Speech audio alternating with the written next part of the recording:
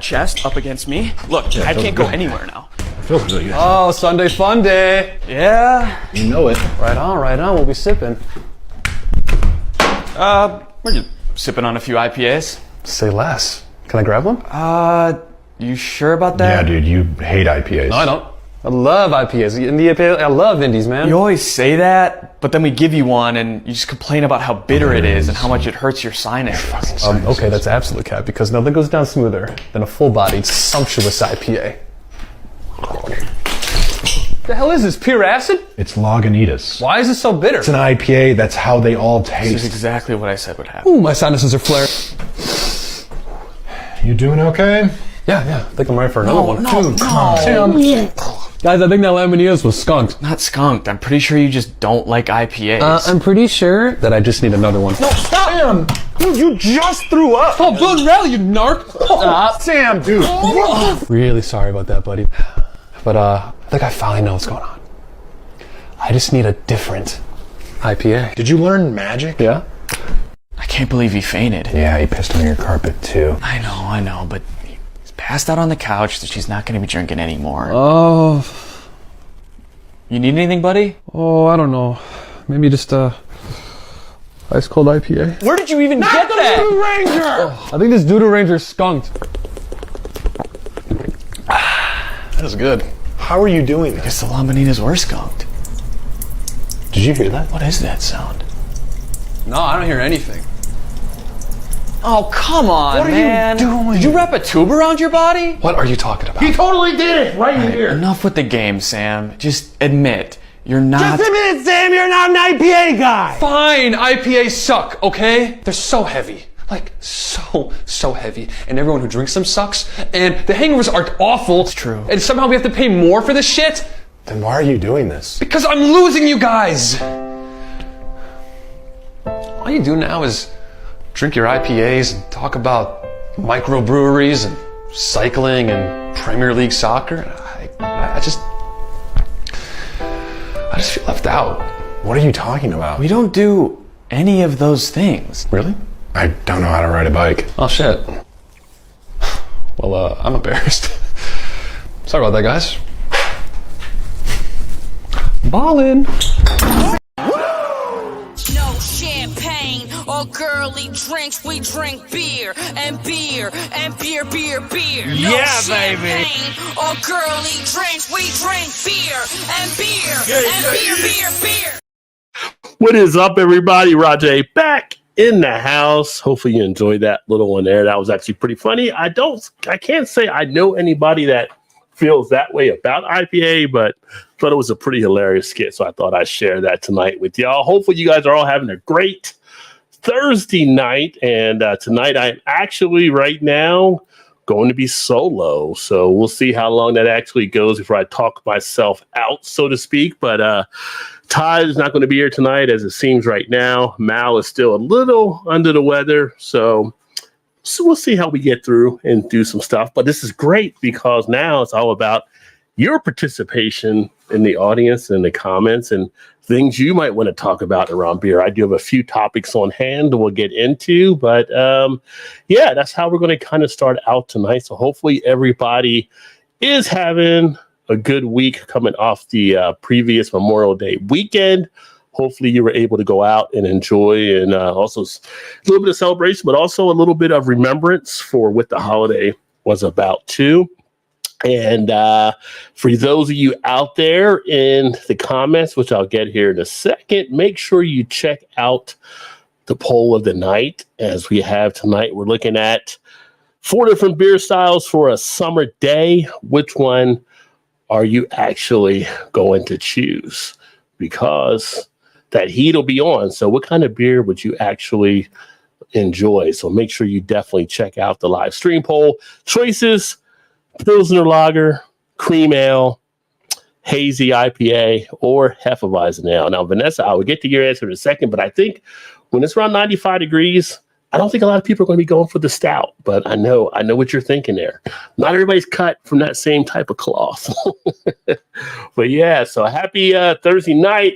I'm going to crack open the beer here in a second. In fact, before I do the beer, I'm actually going to start off with a little bit of whiskey as I move some of that stuff. I'm going to have a little Knob Creek smoked maple.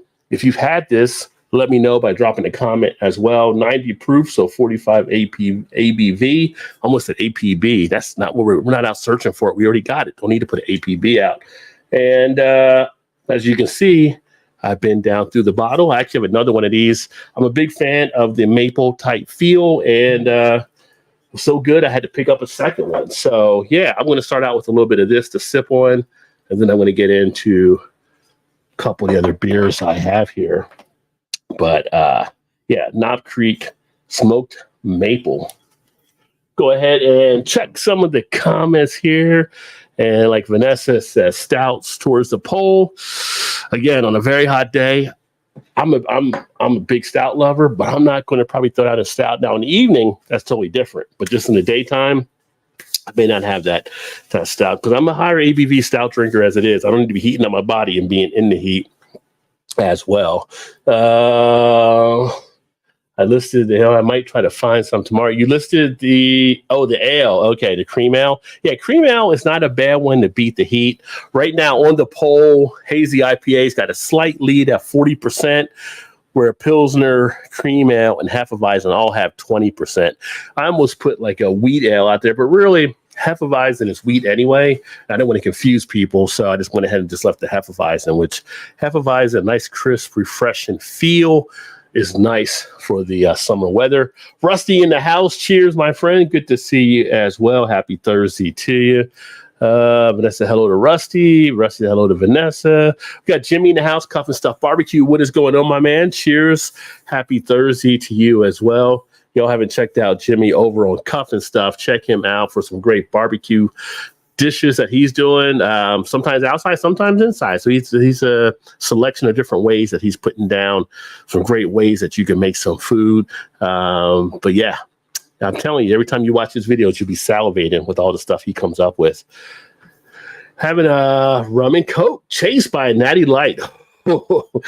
I don't know if I've ever had a Natty Light as a chaser before, so that's interesting. So Natty Light and the rum getting together. Well, it's not tequila. Tequila is the one you got to worry about.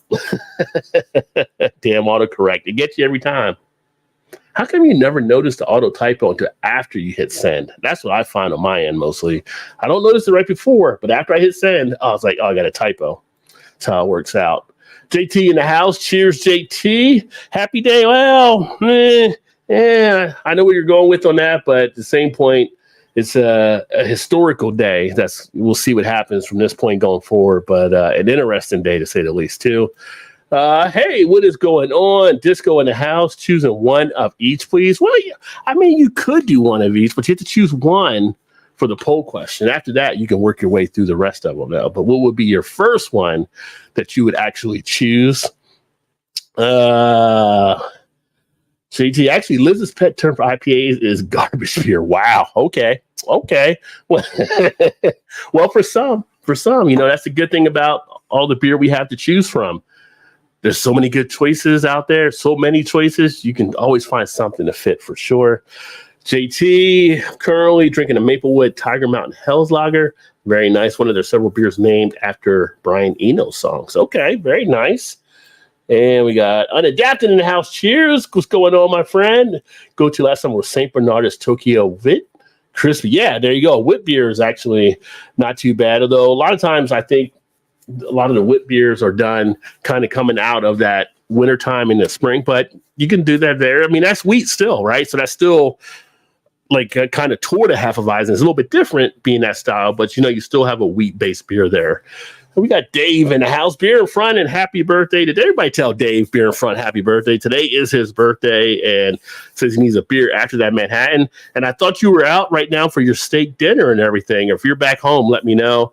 We'll have you pop up. But everybody tell beer in front happy birthday if you can. Just let them know. Great to another trip around the sun for that man. And back and all, he's got it all going on. Vanessa says, hi. Vanessa says, what is a cream ale? Well, cream ale is kind of a lighter bodied ale. It's almost a lager type feel to it, but it was like a almost done as a hybrid type version of beer. Genesee Cream Ale was like one of the first, I think, that actually did it. And a lot of people know the Genesee Cream Ale. There's other ones that kind of do it now, but it's definitely more of a lighter, crisp type ale. I need to start doing some videos on beer styles on the channel now I think about it. Maybe I'll do that as one to add up there. I'll be honest, I only had one IPA that I liked, Pliny the Elder. The rest tasted pretty gross. Shout out to Brian Eno. You know, like I said, it's not for everybody. And it's some, you know, like it, some don't. Just like anything, some people don't like porters, some people don't like stout, some people don't like, and I'm not a big shandy fan. So you're always gonna have some styles that might not be to your particular liking, but with so many styles that are out there, you can usually find something. And I get, of all the styles pretty much that I drink, IPA is probably the one I get the fatigue off the most. So I have fatigue that'll hit for times where I'll stop drinking IPAs. Right now, I'm kind of in an IPA drink phase that I've been drinking lately, especially coming back from New Jersey a few weeks ago where I picked up IPAs. So that's kind of what I've been into right now. And JT says, happy birthday, Dave, as well. And I think I had Genesee a bit ago. Now, Genesee has different ones, but they have the Genesee Green Ale and the Cream Can they are actually known for. There's one out of Dayton, Ermel's Cream Ale from Warp Wing, which is a pretty decent one in the Dayton, Ohio area. And I know there's some other breweries that are kind of doing them out there, but you'll see them a lot of times. You'll see people drinking them. I would say their prime seasonal thing is usually spring through summer into fall. I mean, you can drink them all year round, but when heat comes on, those are like a lighter type beer that a lot of people will drink when they don't want like a macro or a light or anything heavy, because you're looking at usually ABVs on cream ales, I want to say probably between 5 to 6, maybe 6.5, if that. I think the Warp Wing one might be around the 6 level. So they're not heavy beers that you're actually drinking. And it's got like a little bit of that smoothness to it. Cream ale is sort of like an ale brewed like a lager. Yeah, it's a hybrid. So when they make the cream ale, the yeast is done like an ale, but then when it's fermented, I believe it's fermented like a lager with cold filtering. So it's a hybrid that comes together. There's a few styles that way. Wheat beers tend to also kind of be that way too. You have the ales, the lagers, and you have a few that kind of stick out differently. Your wild ales are a different type thing.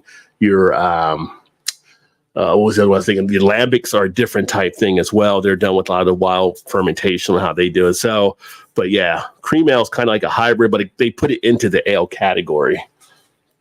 And that's basically because of the way it's fermented, I believe. Or I'm sorry, the yeast they use. Sours and saisons, hard pass for me as well. Yeah. I mean, I'm a saison fan. I do like sours. There are some sours, which sounds kind of funny to say, that are too sour, but I do run into some sours where it's just a little too tart for what I would actually want. But then I have some sours that are like an adult version of a Slurpee, basically, that you can just put down with so much ease. They're pretty smooth. Like Imprint Beer Company does some really good sours. They're smoothie sours, which is like a slushy adult drink. So 450 North does good on their sours as well. But yeah. It just all it depends, you know, like some can go overboard a little bit. Saison, I like the saisons with a little bit of that earthy type character, that floral type character you get with them. You get a nice saison. It's almost like you get that outdoor type feel. So that's why I do enjoy some of the saisons too. 30 pack 20 for that cream ale. That's about right. Yeah, you know, that's actually probably about right, because I'm thinking here, if you get a 12 pack of the Genesee, you're usually paying about $8.99. So a 24 pack, if you got and you're like what? You're at 18. So you're getting a 30 for 20. So you're getting a deal as you get more of them. Even like their Coast and some of their other flavor type stuff, which isn't bad that Genesee puts out. You get a 12 pack for like $8.99 here, or maybe at $9.99 at the most. So you actually get a rather nice price for their beers, and not really bad if you're looking for, I would say, more to the lower end of the craft beer type chain, which I don't know if they're still considered craft. I believe they are, but I'm not sure. That would be kind of your low tier level. Naughty Nurse loves locally brewed ale. And a fine gal too, I bet. A fine gal. I love floral notes, Westmount Triple and Orval are flowery to me. Yes, I had an Orval. I think the last one I had maybe about like 2 years ago. The last one I did a review on the channel on that one, and that's a classic one. That's one of those beers, again, that's listed in 1,001 beers to taste before you die. That's definitely a solid offer. And the Westmount Triple, very solid. Last time I had that one, it was me and Dean from Dean's Beer Reviews. We did a Trip Trap special where we did the two Trap sales together as a cuvee, basically, and very tasty putting them both together. So if you get a chance to do that, that's what the triple and the double. Yeah, that's a nice way to go. Rums with Beer Chaser. Now, I've done rum with Beer Chaser. I just haven't done Natty Light as a beer chaser. So that is something different there. So, but here, the Knob Creek, the maple bourbon, nice little look on it. If you like the smell of maple, you're not hiding it with this. It really comes out nicely. You get the peat feel in the nose as well. Obviously, being the bourbon, you're getting the booziness, but it comes out rather easily. It's got a nice little tone. So I've enjoyed it thus far.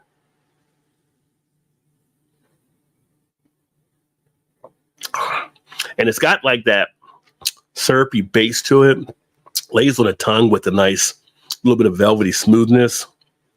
Gives you a little bit of bite on the back from it being a higher ABV bourbon. But yeah, it just laces the tongue. And you can just sit here, you drink out of the Glencairn here and you just relaxing and the flavor just keeps lingering like a puff of bourbon air in there. It just lingers. So Knob Creek's always been pretty solid on the stuff they do, in my opinion. So the Maple Creek should be no different. And that's 1,000 different beers before I die. It might be difficult to get through. Well, it depends on when you start. No, actually it wouldn't be, because my Untapped check-ins, and I only started checking in on Untapped, I think it was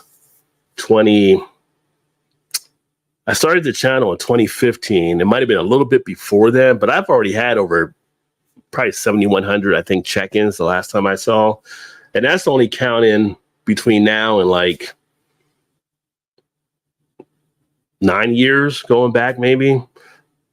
That doesn't even count for all the years I started from going back to like high school and in between to get to this point. So yeah, you can get to 1,000 beers pretty relatively easy. Actually, I mean, considering if you're breaking them up over a thing, you got 365 days in a year. I'm not just going to drink every day, but if you're even doing 2 a week or whatever, that's 100 pretty much in a year. So, you do the numbers, you can get through it rather easily. A cultured man, a gentleman, and a scholar of the Who. Salute. Salute, my friend. Try to do it all. The one thing I do miss, because in our building here where we're at, it's like a not-smoking building, is I like to have a cigar with bourbon at times. And I wish I had a cigar with this one, because this will be a nice little one to pair up.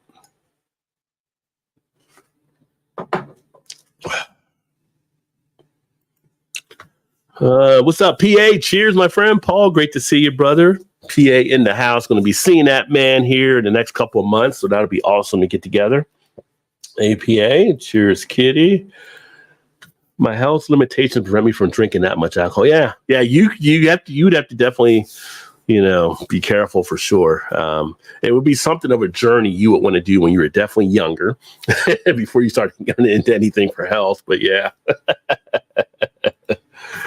I've almost got 2 grand check-ins, and I rarely use Untapped. Yeah, so I mean, there's a lot of stuff, and there's funny because there's beers I've had that I've never put in Untapped because it was either before Untapped or I wasn't using Untapped. I mean, I never checked in Red Dog. That's one I've had a long time ago. I never checked in Milwaukee's Best.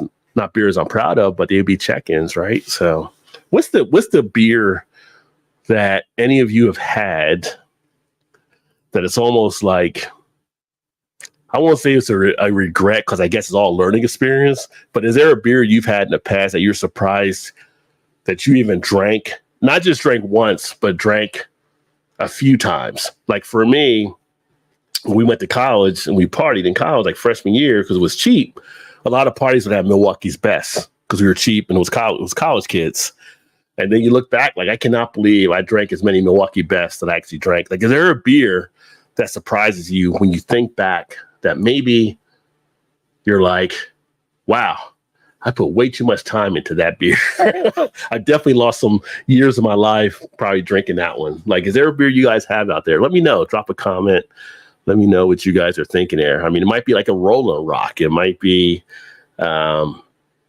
Pabst. It might be all kinds of different things. It could be all different types of beers, you know, depending where you're at, that you might be like, yeah, I shouldn't have messed around with that beer.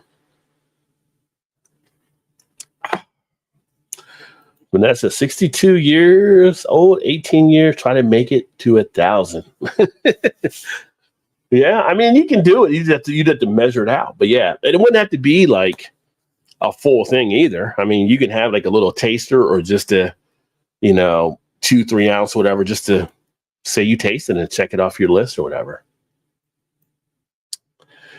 Cheers to Paul from JT. We got Ray in the house. Cheers, Ray. The Alkanauts in the house. Another great channel. Make sure check him out. Check out PA Brew News as well. That's Ray and Paul. I'll be seeing Ray and Paul, different Paul, as well in a couple months. So Ray, Paul, and Paul. There's a lot of Pauls going to be in the house that we'll all be getting together there. So cheers to you, my friend. And yeah, but as far as this one here, I could sip on this for a good amount of time for sure. And he is there actually with Shay, or maybe Shane, but maybe Shane is now Shay because they've been drinking. So he may have dropped it in. Oh, but they are actually doing some stuff there as well, which of course Shane and Ray, the two great guys, along with Paul up there doing the host to put things together. So it will be a fun experience. We need to make a new cellar to store them all. Yeah. Well, I don't know if you want to store them all or just kind of drink them and get them out the way. But yeah, if you want to store 1,000 beers, I mean, it can be done. And I know, Vanessa, you probably can do it with a quick project on the weekend and make enough room for it. So Vanessa's always doing projects. Here too with Ray as Shane chimes in. Alkanauts, and then Ray realizes, oh, Shane, no. Shane, hey Vanessa. So yeah, everybody's saying hello there. Hello, my friends. So right now on the poll, we got 50% are choosing Pilsner Lager, Cream Ale at the 10, Hazy IPA dropped down to 30, and a Hefeweizen trailing back at the 10. I should do this like in a horse racing voice, like the horse racing announcers do, coming around the bend. But I digress. But I'm going to crack open a beer here now that I'm almost done with the whiskey. And if you have not had this one out there, definitely recommend giving it a shot. The review will be coming up shortly. The Trogs Second Cut IPA. This is their Mango Double IPA. Comes in at 8.5%. And they make this once a year. Now, they actually recommend a chalice, but I'm going to use one of my other glasses for it. But I like the design that they give you on Trogs, as you can see there. Here's a brewery that gives you all the details you kind of need to know about the beer, to even tell you the hops and everything that were used, which on this one, we're looking at Comet and Simcoe. And, of course, they drop a date on the bottom. Although the light might be not coming in all the way, there is a date down there as well. So kudos to them. Trogs, great little brewery out of Pennsylvania. Actually, on YouTube, I was watching a documentary about some of the Pennsylvania breweries, and that would be a cool state to actually go through and check out some of the ones there. They mentioned Trogs. They did Victory, Yingling, all different ones from all over the state. So Pennsylvania is a nice little state for breweries. I don't know if people look at Pennsylvania as much as a beer state, but they put out some good stuff. And Paul, you can attest to this being there. I know. And if you haven't seen this before, here's your look at the beer there. Nice clarity, nice bubble action. Got a nice little head on there. So overall, it actually comes through well. And you definitely get that mango jumping out of the glass, which makes it really nice. So if you like that fruity type aroma, A little bit of a fruit type tinge from the hops. Nice one to actually grab, especially if you're a mango fan. Oh, I could revamp the cellar stairs to lift up stairway to make underneath the storage. Brilliant added to my, yeah, I mean, there you go. I knew you would come up with something. It stays cold at the bottom of the walls of the basement apartment. Yeah, that's why a lot of people, well, if you got a basement and it's cool, store your beers there because you can drink a lot of stuff cellar temperature. And depending on the style anyway, you don't want to drink all your style beer ice cold. There's some you want to drink in the 40 to 50 range, some in the 50 to 60 range. So having like a cellar where you can kind of be able to portion that out, put a little thermometer on the wall, you'll be able to tell. And, you know, you wouldn't even need a cooler for some space. You can just take it right out of there and drink it, depending. Especially when it gets to the fall and winter time when it's cooler down there. What beer do I like to pair with freshly popped popcorn? Well, I don't usually eat popcorn as much, so I'm not much of a popcorn eater, but I do have it from time to time. That's one of the things when we went to the movies, I never really got popcorn. I would always get like the Reese's Pieces or one of the other sweet tarts, whatever type of candy. I'll eat popcorn here and there, which isn't a question for you guys. When you go to the movies, if you still go to the movies, what's your favorite candy to actually have at the movies? But as far as with the popcorn type feel, and we're talking about maybe the butter being in there as well. I feel like with the popcorn, you can have something light and crisp. You can do like a Pilsner. You can do, I know we mentioned the cream ale. You can do like a Hefeweizen. You could do like maybe a Keller type beer. But I would want something a little more light, crisp type feel because you don't want it to overpower the popcorn, right? Like if you get something like an IPA, if you get like a stout, which I'm sure you can have, it'll overpower. Like when I went to one of our theaters when we used to live in Kentucky, we could get alcohol at our theaters. They would have like on tap, and it was because it was a commercial type thing, but I would get like a Sam Adams, which was an easy one to actually be able to have. And that was pretty popular there, that you could probably have something like that as a Boston lager with the popcorn to actually enjoy. So something a little less powering that wouldn't overpower along those lines is what I would lean toward. My stouts are on the lower cellar stouts. And when you're stouts, you can actually pull the stouts right out of the cellar, not even really have to do anything with them, because where you're up there in Connecticut, if you have a temperature in that cellar and it's like 53 to 56, 57 or whatever like that, you're right in the range of where you want to have a stout anyway. So you can just grab it and just crack it open and drink it. Just enjoy, right? I missed the movie tavern in Fort Worth. You can get a 32-ounce mug of beer on tap. Yeah. Nothing wrong with that. I missed some of the places I had in Kentucky for the price. I used to get 25 ounce of like a double IPA. Some of you may have seen this on some of the videos I've done in the past when I would go, and it'd be like $4.59 or whatever. It was some crazy price. It was like 25 ounce double I, which the double IPA would be something like, you're not really supposed to put it in a 25 ounce glass anyway, but I'm not going to complain. And the price worked out well. So I went ahead and took it, right? But yeah, you would get these crazy deals on some stuff. So it always depends on where you're at. Location. Of course, the Canadian guys right now are like, nah, I don't want to hear that. Which I got a story about Canada, and you guys might be about to get a little sticker shock with Shane and Ray. You may know already, but I'm going to talk about that here in a second too. My steps are nice for the stouts, indeed. We moved inside to watch my PC now. I was like, oh, nice, getting chilly outside. Get out of here. It's not going to snow up there. It can't be that cold. You're right in Ontario. If it does get that cold, let me know. I might need to put a jacket in the bag for when we come up in a couple months. I thought you guys are pretty much warm now. Snow? Well, it's Ontario, right? We keep getting rain and storms.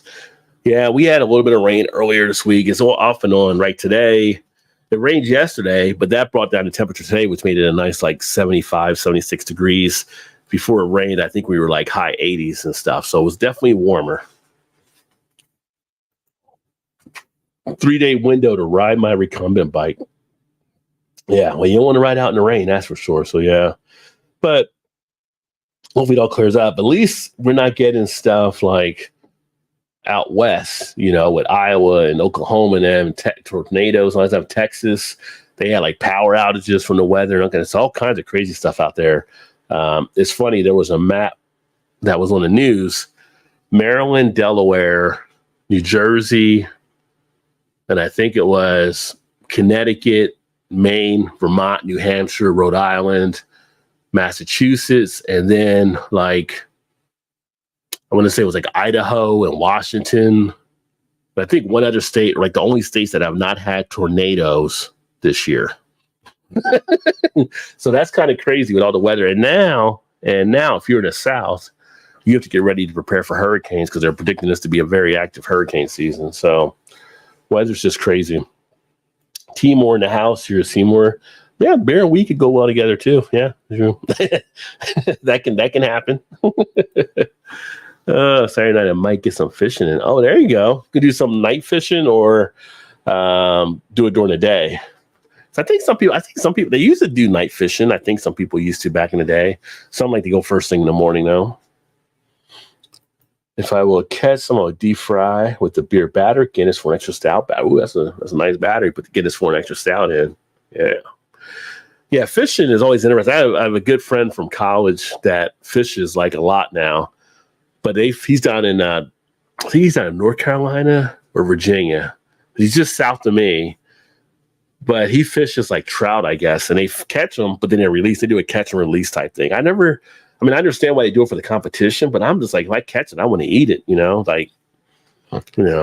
that's how I look at it. Like if you're going to go fish, you should be able to eat the fish,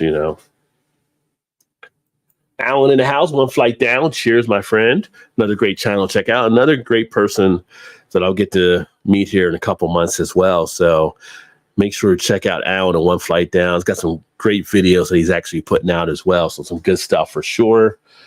And hello to Alan there from the Alkanauts as well. So yeah. So I'm thinking the Alkanauts and Shane's Craft Beer Reviews are putting together some projects. So you should be able to see some interesting new things happening on their channel. So make sure to check them out.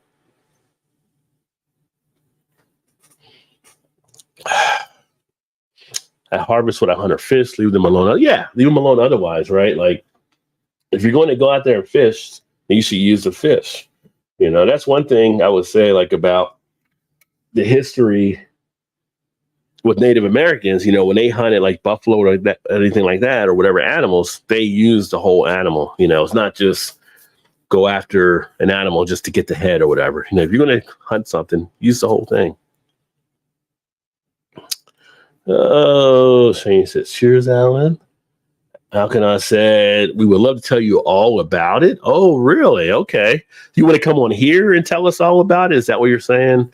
If so, let me know and I can bring you up for sure, since you guys are all together there in the back cave as you're coming up with the new plan on how to fight the penguin. Hi, Timur. Hi, One Flight from Vanessa as well. So, yeah.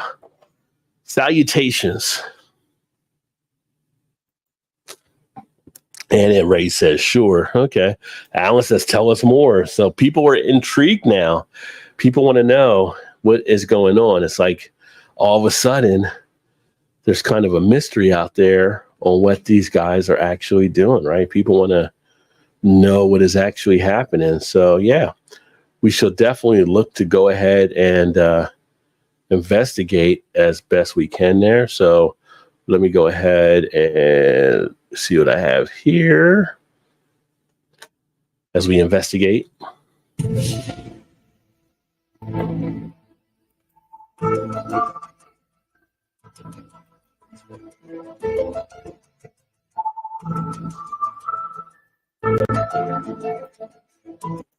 So we'll get them up here so they can spin their tail.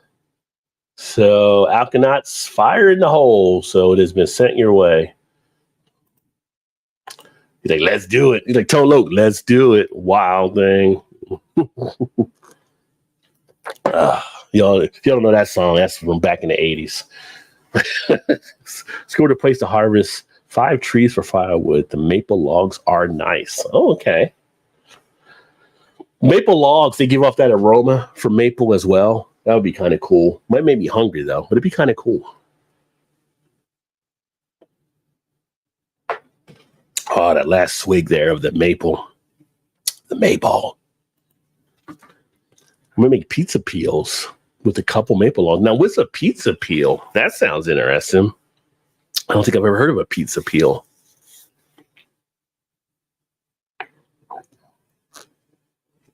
The double P, as the kids call it. Oh, how we doing here in the poll? Oh, Pilsner, 58%. Pilsner establishing a little bit of a lead there. Hazy IPA. You don't see hazy IPAs getting knocked down in the second place much nowadays, but they are down 25%. Look at that. No love for the Hefeweizen and the cream? Come on. It's summer. It's a hot summer day.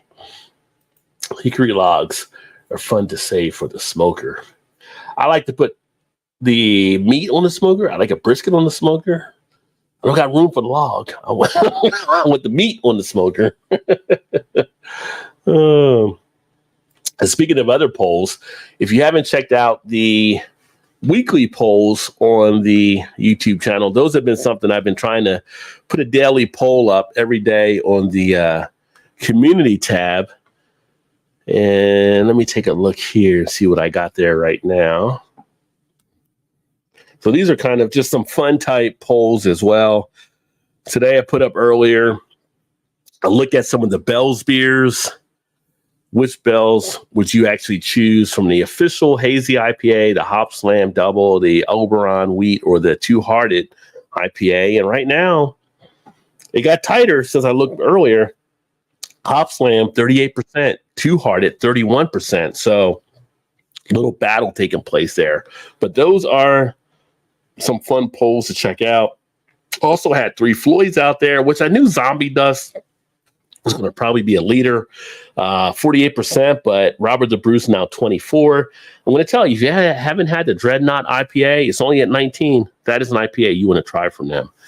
Then I also did one early in the week talking about your favorite side dish as we were headed for Memorial Day, and corn barely ahead of the baked mac and cheese, 33% to 29%. I would lean towards the baked mac and cheese when it's a really good, cheesy, oozing crust around the side type mac and cheese. I'm going that way, although I love some good corn on the cob too. But that being said, before we all get hungry in here, let me go ahead and bring in these two all-stars. We got Ray. What's going on? Shane in the house. What is going on, fellas? What's up welcome, there, Ron? Welcome in, my friends. And I was trying to give you a little bit of applause, but I don't know what my applause thing is. But it's great to have you as always. Hey, good to be here. Good to be here. I think I put too many. I think I put too many buttons on my thing. But anyway, Ray and Paul, two of the hosts for the upcoming BeerTuber event to take place in July. That's Shane. Oh, I thought you guys were doing it together. Oh, okay. It's all Shane? Yeah, but you called me Paul. You said Ray and Paul. Oh, I'm sorry. That's my mistake. My mistake. Yeah. It's all good, buddy. It's all good. I know you're tall. I know you're tall. I know you're taller than Paul. So yeah. It is true. Too much crossover. I get it. But Shane and Ray, who were putting together the BeerTuber. Yeah, I got confused on all the Pauls that I was talking about. So yeah. There is a lot of Pauls coming. Yes, right. There is. Yeah. And one Drew, which is more than, I don't even know how many Pauls. Like one Drew alone is like what, 3 or 4 Pauls? Like Yeah, we'll see what's going on and who's showing up, and we're really excited. We got lots of uptick in registrations for this thing coming up. It's wait, there's registrations? I know nothing about registrations. You're good. I got you, Ron. Don't worry. All good. Like bad registrations? I don't need no stinking registration. And speaking of which, I will after the live, after I get back home, I do have all the information that you need. Okay. All right. When I talked about earlier with I said I have to talk to Ray, and then everything else I'll forward that to you after the show for sure. Yeah. So okay. So we were hanging some tidbits out there in the in the comments section about having plans, and we're going to lay some stuff out for you guys. And we figured we really hashed things out tonight, so we've got a really good program. We're going to start. You're coming to Niagara. This is wine country, so we've got 22 wineries set up for you guys to visit while you're here. Mhm. It's going to be amazing. You'll have no time for any beer or any sightseeing. It's going to be amazing. It's gonna be great. For wineries? Oh Yeah. it's wine country. Yeah, we Uncle figured Beer we'd just change the whole format because I've got everybody's deposit already, so I'm just gonna do what I want with it. So, and if you guys don't show up, that's just more wine money for me. Like, Absolutely. I'll see you guys when you get to Nickelbrook. Yes, we will not be doing wine. Oh, Yeah. so you missed No. that. Nickelbrook just actually put out an Instagram statement yesterday. They're switching over to wine as well. Oh my goodness. Yeah. There's no hops left in Ontario, so Well, the way Doug Ford is kind of screwing you guys, which I got a story on that too later. But yeah, everybody might be cutting shit out. Like he's not very friend to the alcohol industry. That's all I'm going to say. He's not being friendly at all. well, it's so funny because I was watching that announcement come down in the last couple of days, and I honestly thought before this all came, we're going to get totally screwed by this because yes, they're going to put it into the convenience stores, into every single grocery store, but the government's not going to give them at a discount. So they're going to be marking this stuff up. If you think about it, you go into a 7-Eleven, you buy a bag of Doritos, it's like $7. You buy that same bag of Doritos at the regular grocery store, you're paying $4 or $5. Right. So that's a 20% to 50% increase. It's going to be the same thing on alcohol. Now your camera. What is my camera doing? It's cutting Shane out for some reason. It doesn't want me in the shot. I have no idea what's going on here. Let's see if we can adjust this thing. You got the one that moves. So I got one of those as well. That'll move. Yeah. But it's not set to move. I think it's just You're doing the sliding PC. You're doing the what you call them? Did you told me about the broadcasting? NVIDIA. You're doing the video broadcast. Okay. Yeah, I disabled all the auto features, so it shouldn't be doing anything like that. It's weird. But it is. Yeah. I mean, you're just a star. You just admit starness, so it's just following you, I guess. Yeah, well, I'm not technically an alconaut, right? So it just is like, hey, forget about that guy. That guy hasn't done a video in like a month. AI is literally putting Shane on the cutting room floor right now. The AI is cutting Shane out. That's the way of the world. What can we say? This is how Skynet begins. I'm just saying. It's so funny talking about AI. There's a software suite that I use at work constantly, and they have buggered the whole thing up as they've rolled out new modules and new stuff. They just charge more and more and more and more. I think we're looking at I think it was a $40,000 a year fee for this software suite that we use. Oh wow! And they just sent a questionnaire out about integrating AI. They're like, hey, do you want to give us some feedback? I was like, absolutely. They're like, so how do you feel about us? I was like, not interested. Yeah. You'll screw it up. You're going to fuck things up more than you've already fucked them up. It's going to be worse. Yeah. Yeah. So yeah, it's so funny. Yeah. Who was I watching? It was like somebody pulled a thing off of a recipe online. And I didn't research it to make sure this wasn't something made up, whatever, but it was an AI recipe they had, like a shortcut you can do.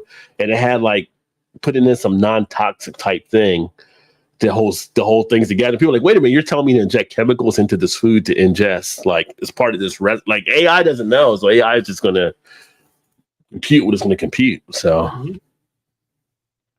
let me see here from the comments. The pizza peel is a long handle, flat wooden spatula. You take the pizza out of. Oh, okay. I never heard of it called the pizza peel.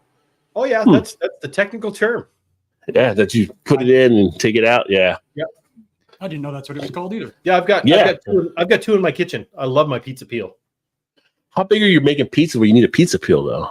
Is it a regular pizza? You can get a pizza pan and just put it on there, or Yeah, but how do but you have to take it off the pan to get it close to the bottom of the oven so that it gets really crispy and nice on the bottom. I guess I just used the oven mitt when we had a pizza pan and just kind of grab it or whatever. But and then take the whole thing and then just slide it off onto a plate, right? yeah.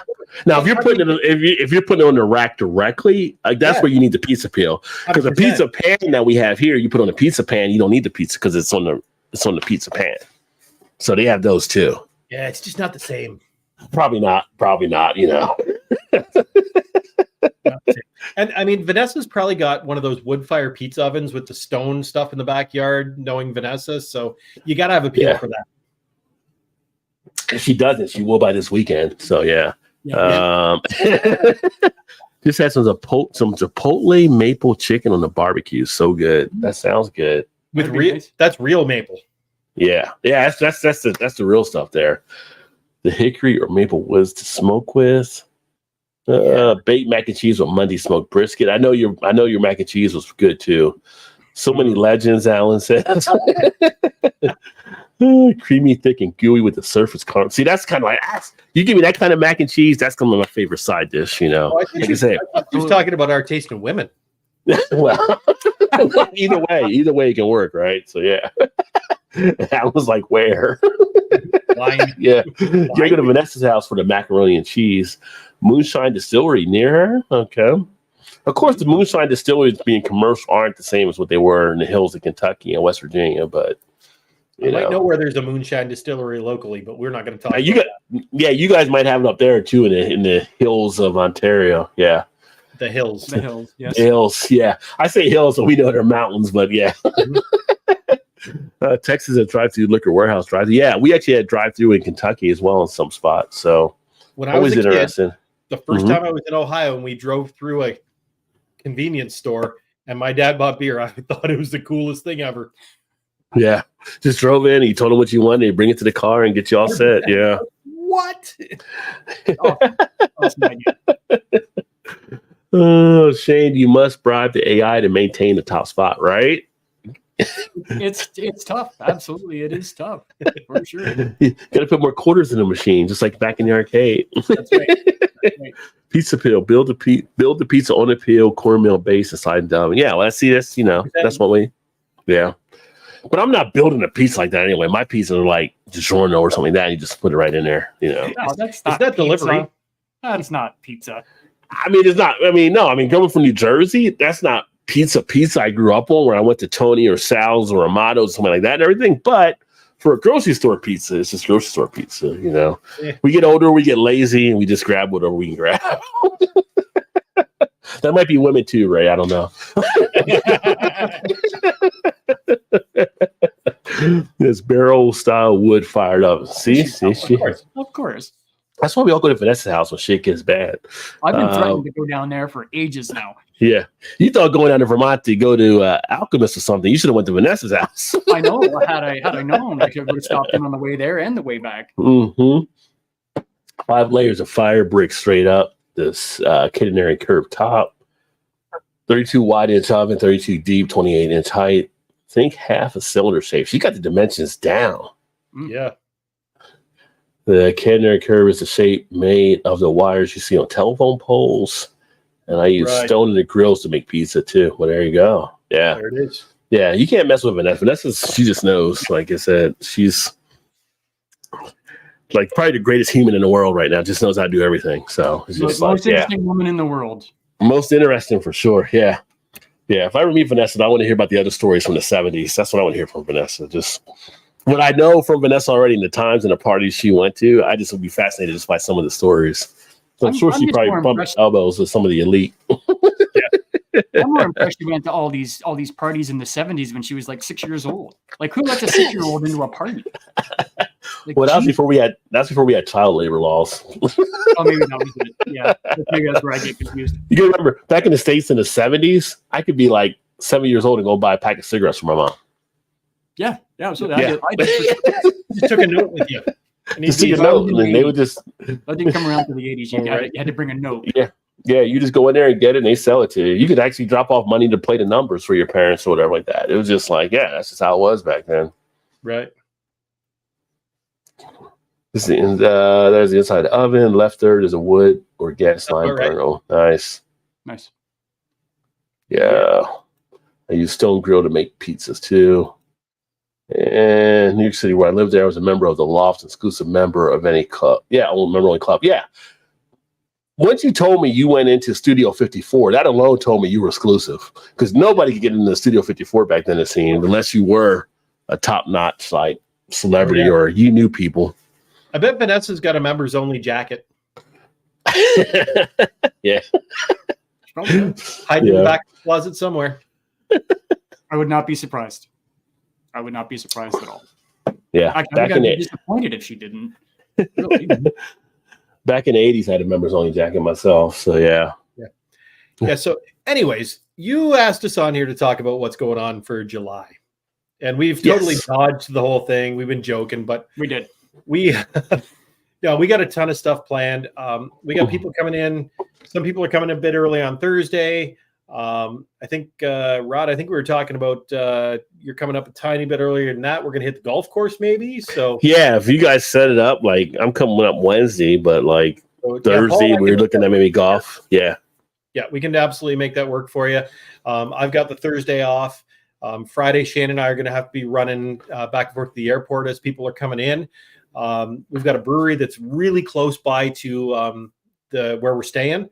So we'll all maybe pop over there Friday night. Depending on how early everybody gets here, we might actually get to do 2 breweries that night.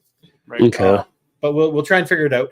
Niagara's a little different than the last time in Chicago because we got a lot of distance to travel to get between breweries. So we're going to figure that one out. We got to sort of figure out what we're doing, just to make sure everybody gets out to where they want to go. But we want to make sure time is set aside for Saturday for everybody to get down to see the falls, experience the tourist, essence of Niagara, because it's a big bucket list item for a lot of people to get down there. So absolutely, but you got to go chill on Friday night because we want to get an early start on Saturday morning. We're going to put this out there right now. We got a lot of ground to cover. What's early Saturday? Like what's an early Saturday for you guys? 5:45 a.m. kind of thing. Watch the sunrise over the falls. Yeah, which is really pretty, by the way. I'll be texting. Where are you guys at now? I'm on my way. No, seriously. No, like we're thinking. Between 9-10 o'clock, we're shuttling people down to the falls, and get everybody back at a reasonable hour so we can get out and hit some breweries. Because, like I said, there's a lot of distance. Yeah, got to be covered. So here's the falls. I don't know if you ever watched An Idiot Abroad. What's going on? The old show. It just wants to cut me out. I don't know. The Idiot Abroad show back in the day. I don't know if you watched that a few years ago. It had Ricky Gervais. He was the one that was kind of doing it about his buddy, and they would send him around the world to stuff. Yep. And he would be like, "Oh, this is a Taj Mahal," and he's like, "It's a Taj Mahal. I mean, I don't see anything with it. You build one for this wife, you got to build up how many for the other wife?" Like I was like, my thing is like, are the Niagara Falls that amazing? Because I don't want to be like an idiot abroad, but like, okay, it's water coming off a cliff. What's next? Like, is it really like spellbound? Like you get like. Here's the thing, Rod. To Ray and I, Niagara Falls is exactly that. It's water going over a cliff because we live here. Yep. Yeah. Right? I mean, to us, it's not as spectacular as it would be to somebody who's never seen it before. Now, I remember when I was a kid and I came here, and it's like, holy crap, this is really cool. And I very rarely actually go down to the falls now. Again, it's in my backyard. I can go anytime. But when I do go down there, where'd Shane go? There's Ray cutting me out again. But when I do get down there and I'm just, have somebody from out of town and just the excitement on their face actually gets me excited about it again. And you're kind of like, yeah, this is actually really super cool. But you kind of, like I said, living in the area, it'd be like, just anything like guys who live in Toronto and people are like, oh, I want to see the CN Tower. I've never seen the CN Tower. And the guys in Toronto are like, it's just a big cement thing. Yeah. If you take a step back and think about actually what's happening there and what's occurring and how long it's taken for it to become what it is, it's absolutely incredible. Yeah. It really is. So, and the reason too, because like we go to Vegas, and when you go to Vegas, you fly over the Grand Canyon. And I've seen the Grand Canyon, and I'm like, it's a hole in the ground. It's all right. I mean, I just don't want to be. If I seem underwhelmed, I don't want you guys to feel bad. Like I seen them because I'm just like, I don't know. I guess that expectation or anything like that. Sure. You know what I mean? It's kind of like, yeah. I still think, I might be thrown back by it. I don't know. I'm just saying, I'm just curious what most people kind of feel when they see it there. Yeah, I work in the hospitality industry here in Niagara. I'm trying to see what I can do about gathering some cool experiences for everybody. Just because I've got some connections in the industry, I can't make any guarantees. Just because we're into prime tourist season in July when everybody comes down. But I'm trying to see what I can gather for everybody to experience, because it is cool. And even if I can get you the experience, but you can't use it, that particular weekend. Right. I'm just trying to make sure it's something that can carry over. You come back, another time, and you can take advantage of that. So, okay.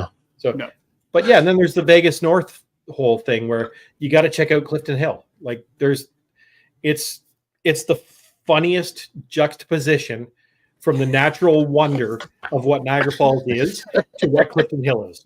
So what's Clifton Hill? You said Vegas North, so is it like casinos and stuff, or? Yeah. Well, we do have 2 casinos here in Niagara Yeah, we Falls. do. Let me see if I can find an image for you to. But there's Clifton Hill is a really big touristy area here. It's amusements. It's it's like arcades and museums and okay. There's like glow in the dark mini golf. There's a big Ferris wheel. Very very touristy kind of street. Having said that, I've said this a couple times. I think a little on the pricey side, but me and Ray will tell you the ones that you should stay away from that we don't think are worth the money. And then there's a couple that are like, oh, I don't know if that's whatever it is, $30. Like it's worth $30. Just go. So we'll try and steer everybody the best we can. Plus, you guys are all going to be playing a game while you're on Clifton Hill that we will discuss when you guys get here. Yep. Oh, a game. It's going to be a lot of fun for you guys. Yeah. Like a little treasure hunt type thing or something, or sort of. Potentially. Yeah, okay. I threw a quick screen share there, Rod, to give you an idea of what Clifton Hill is all about. So that's okay. From partway up the hill. So I feel like here in the States that reminds me of Gatlinburg. I don't know why, but people in the States that you watch it, if you've been in Gatlinburg, you might think that when you look at it there with some of the, because Gatlinburg is like touristy kind of like that too. Oh yeah, I get that for sure. Yeah. And I mean, here's let me see if I can get this to pop up. See what that's more of an artist rendering, but yeah, that's okay. That's there you go. That's a video. There you go. There's a quick video. It's a little idea. Like I said, lots of museums. There's the go-kart track that just got put in. It's kind of like the Vegas Strip type feel to it. In the background. Yeah. Yeah, there's lots to do. It's fun. Okay. Yeah, lots of fun things. And it's so I don't want to spoil the whole thing. So yeah. Okay. Well, that's pretty interesting 3D, there. 3D, 4D rides. Like I said, really, Clifton Hill is really touristy, and it's right there beside the falls. So you're gonna walk by all this stuff and see.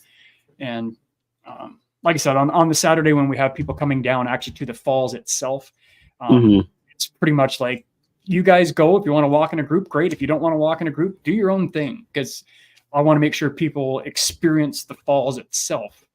Yeah. Ray said it's for some people this will be a once in a lifetime trip up here. Yeah, it's true. For some, that opportunity to enjoy at their own pace without me going, okay, you looked at the falls for half an hour. Come on, let's go. It's not going to be like that. Come on, people, we're going to the next spot.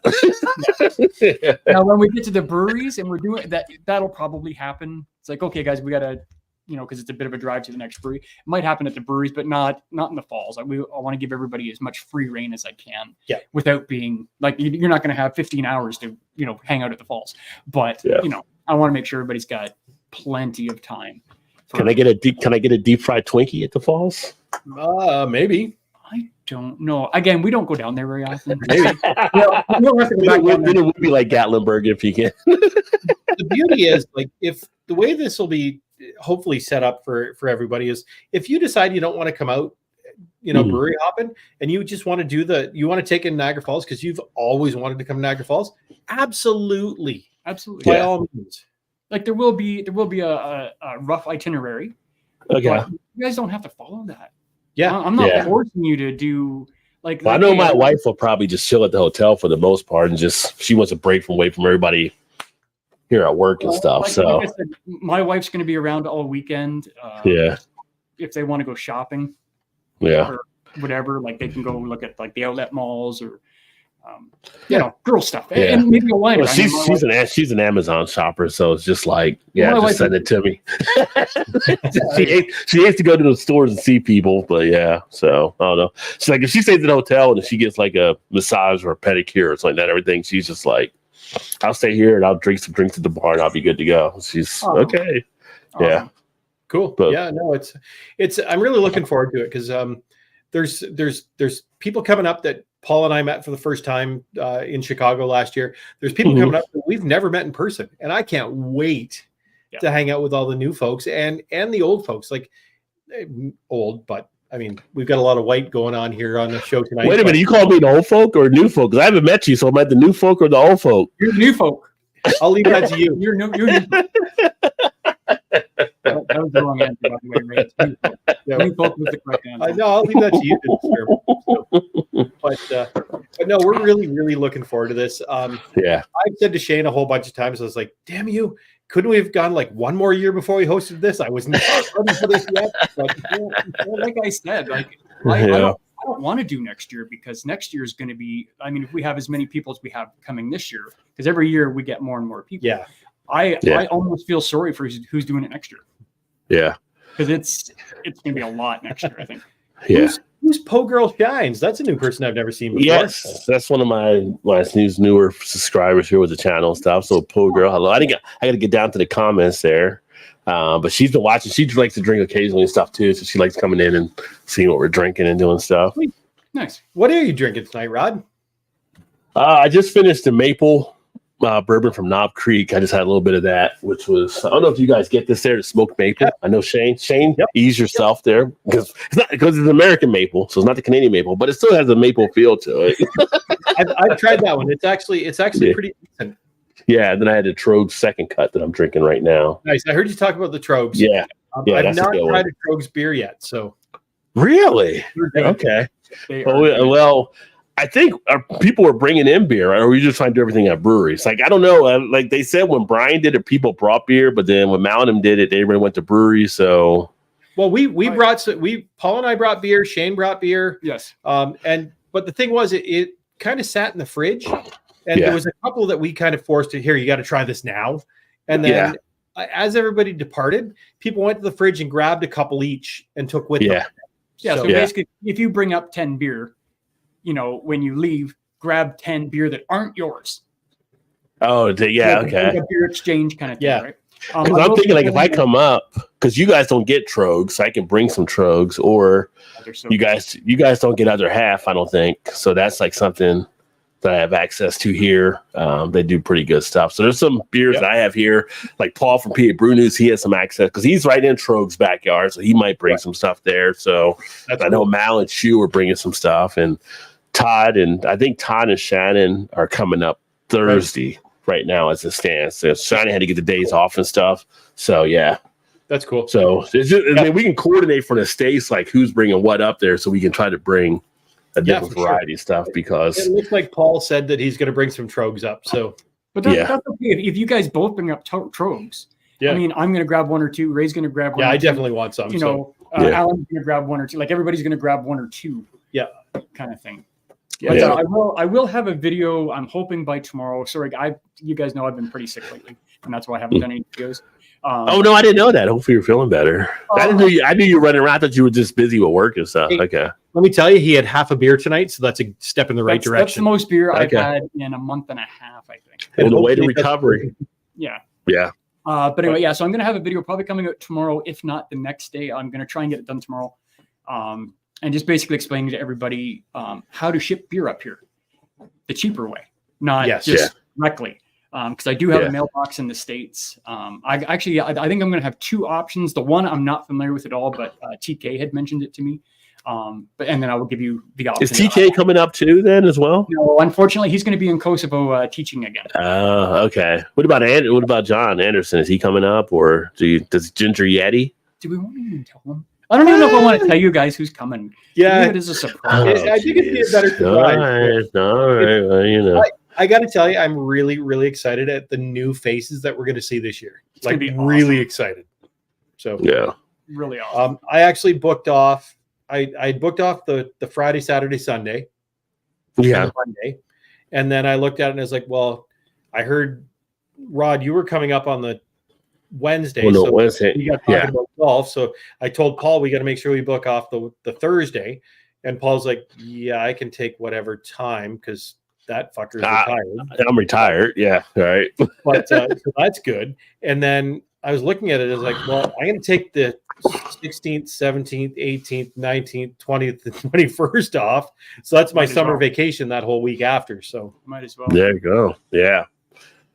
so Yeah. I think when I come back, I might have took off that Tuesday or Wednesday as well, but I'm going to probably take off a couple more days when I come back too, just to ease back into it. Like I need a break from vacation to back to work. I need a break in between there too. So yeah. That's important. People don't realize Yeah. that. That's important. Like Yeah, you can't yeah, we- come back from vacation, bang, next day back into yeah, work. you know what?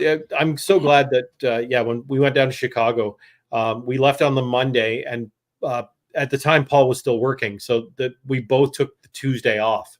And I'm so Mhm. glad I did. We went back to work on the Wednesday, and it was having that one day just to recover from the drive. And it's funny, on the way back up, we were driving along, and Paul was driving. He just picked up his new truck before we came down there, and we're trucking along. And I looked over and I was like, "Wow, I'm glad this truck's got autopilot on it because that dude's sleeping." I think it was just a really long blink when I looked over, but I was like, Yeah. "Let's jump off. I think I'll drive for a little while." Yeah. Are you making fun Yeah. of Jason and saying their eyes always look closed? No, no. I think that's what. So let's go back to talking about beer. So you're drinking that Trogs. I've got something I've never had before. This is Skeleton Park Brewing in Kingston. Oh, okay. It's called Soul Juice. It's an IPA, Huh. and it's 6%. Super, super juicy. I can't show you what color it was because, well, it was. Somebody drank it all. Yeah. It was all gone. All gone. Although It did smell very good. I did not Although, try this one. you know what? But it did smell very good. I do have a second one, so I might excuse myself to grab that. Well, I got to get another one here too, so that'll definitely work. I got another IPA to drink here in a second. We'll let Shane talk to the masses then. And Yeah. Yeah. Shane, you want to entertain for a second? There you go. I wish I would have brought my guitar. Damn it.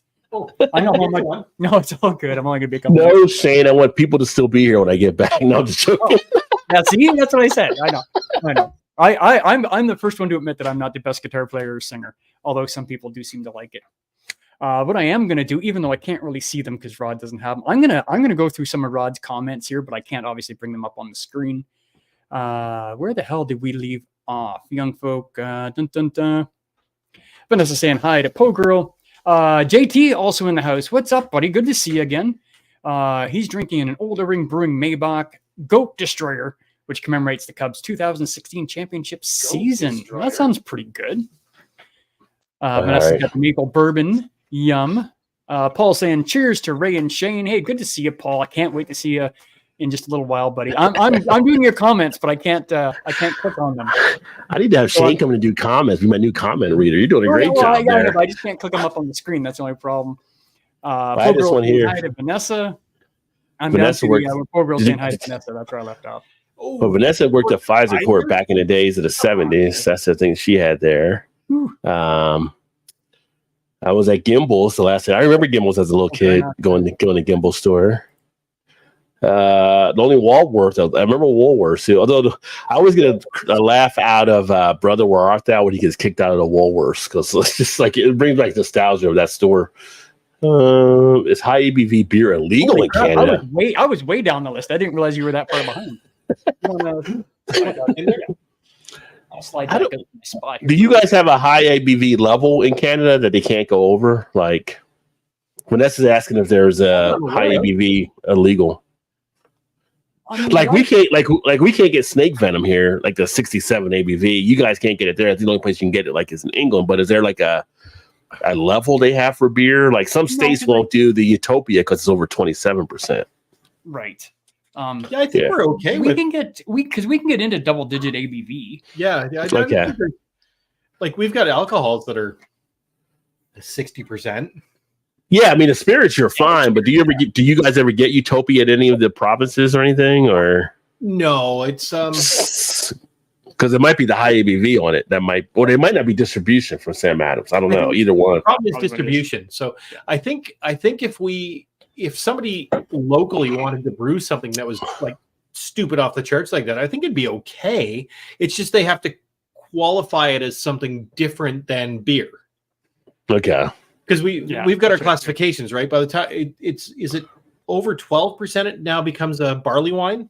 I think something like that. Yeah. Really? In Canada? Okay. 12 or 14%. I can't remember where the division is here in Ontario, but Because we can have barley wine. I think we can have barley wine like at 10% here or whatever. But it's funny, in some states like Texas, I think if it's over 5%, they'd call it malt liquor or something like that too. So it's weird. Like they have different or malt, but it's just states are stupid in how they do stuff sometimes. But yeah, like some states like New Jersey, like people drink, and just now recently they're able to start having food at some of the places. Like you want people to come in and drink and not have food to absorb it. Like there was a whole thing with the food lobby, and it's like, yeah, this thing was like all political and all that kind of stuff. And it's just like you want people to have food available to soak up some of the alcohol they're taking in. But yeah, but it is what it is, you know. Some states are kind of backwards on some stuff. It's funny because even here you can have there's different licensing. You can have ferment on site license where you can sell anything that you're fermenting on site, but you can't sell anything that you could buy in from a alcohol distributor. Yeah. It's a totally different license. So you can't offer mixed drinks. You only sell what you make on site.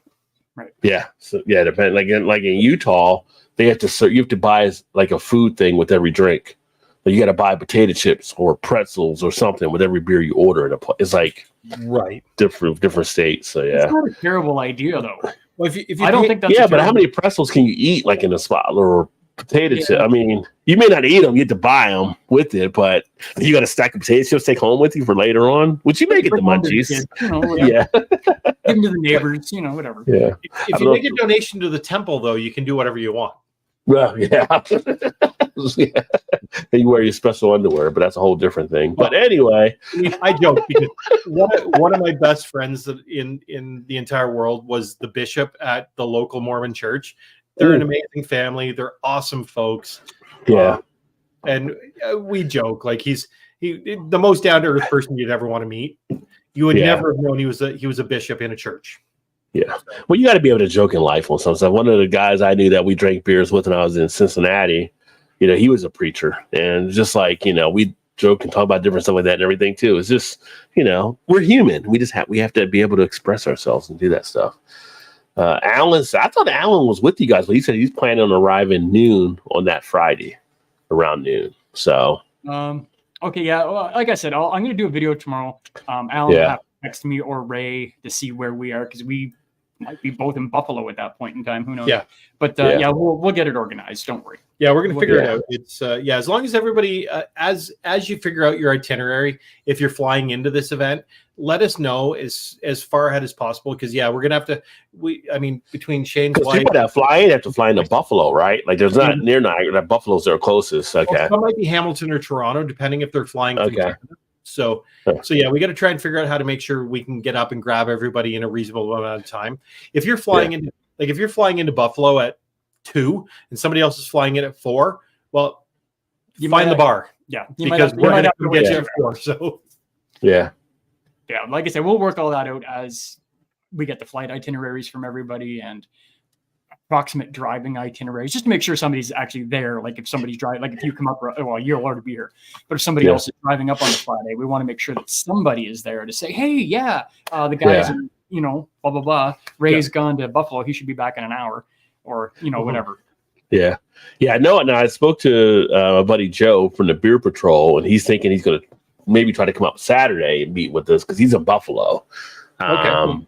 And so I've met him and his dad before. So his dad and girlfriend might come up with them to kind of hang out for a bit and stuff and see us, which would be cool. I don't know if you guys reached out to Kyle for No Hype Beer Reviews, but he's right there in upstate New York too, not too far. So if not, I can, this is your guys' thing. I was just saying he'd be great to he might be freed up to kind of do some stuff there. So, right. Yeah. Yeah, no, I think what we'll do is we'll likely I don't know if we can make our page for the weekend public.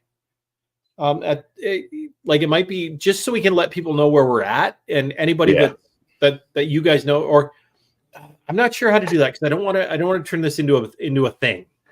I mean, if there's people you're thinking of and you want to shoot me a message, that's fine. Cause like Dan from FLX, they're right there too. Dan and Mike, there in upstate New York too. So we trust all you guys that are coming up. We trust you implicitly. Mm-hmm. So if once we've shared the itinerary to you guys, if you want to share it to your peeps and they want to pop in and meet us somewhere along the way, we're cool with that. If they want to drop in and just say, hey, whatever, hook up somewhere, we're cool with that. Like we don't want it to turn into a thing and become unmanageable, right? Because we're putting a lot of thought into it. People are paying to come up and hang out, and there's going to be some beers and stuff that we're going to buy to make sure we fill the fridge and keep some food around to make sure people aren't hungry, and we just want to make sure it's not getting taken advantage of, right?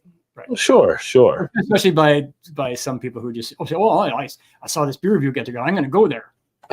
Well, no, dude. So, guy shows up with a case of Natty Ice. No, you're not coming in. No, you're not. You're not. Not that everything against Natty Ice, because I was joking earlier with one of the guys here, but it's just like, trying to place for Natty Ice. I mean, a Natty Ice, a case of Natty Ice does not equal a case of Treehouse, Julius. I'm just saying. That currency table doesn't work. The math does not math. I'm just saying. So, but that's alert to kill and secure. Yeah. So see, if you didn't know, Vanessa, actually, I know because she told us before, but she worked in tobacco fields back in 73 and 74, and that's where she learned the cigar roll. Wait. We were born in 73. No, I was born in 71. 71. Well, I was born in 73. So yeah, Vanessa she was making tobacco. She was in tobacco fields, rolling cigars, learning tequila. Which interesting thing about cigar and tequila. So I don't know if you saw the video from Arnold Schwarzenegger. Basically, where he's a big cigar smoker, and someone showed him how you take the cigar, and you dip the end in tequila for your light, and it infuses a tequila flavor to the cigar. Wow! And now it's like that looks and sounds pretty interesting. So now I got to get tequila together with the cigar. But yeah. Arnold. I saw the falls once in December 93. The Canadian side is beautiful. The U.S. side, more industrial. That's what everybody says go to the Canadian side. Yeah. We do have a much better built up, especially for touristy kind of things. Whereas on the American side, if you're looking at the falls from the American side, you're kind of getting like a side view. Yeah. Whereas on the Canadian side, you can see both sets of falls clearly. Although I gotta say, during the pandemic, they really focused in Niagara Falls, New York, on their state park that's there above the falls. It is an absolutely incredible state park. It is a very nice park. So, oh really? Yeah. So, but yeah, no, we're definitely anxious to get everybody up here and check. I'm excited. I can't even wait. But yeah, it's gonna be crazy. It's gonna be chaos. It's gonna be nuts. It's gonna be fun. I'm stressed about figuring out how we're getting all the people moved around from place to place. But that's our biggest problem happen right now. But we'll get it figured out. You guys won't even notice. But anyways, hopefully you won't notice. There's that. That's that Skeleton Park IPA. Yeah, that's orangey. It's super juicy. The one that I'm going to open is the OJ double IPA. So this is one the glove don't fit. Yeah, right. The juice is loose. No, I picked this up when I was in New Jersey. It's from Lone Pine. It's funny because I made mention of one of the videos.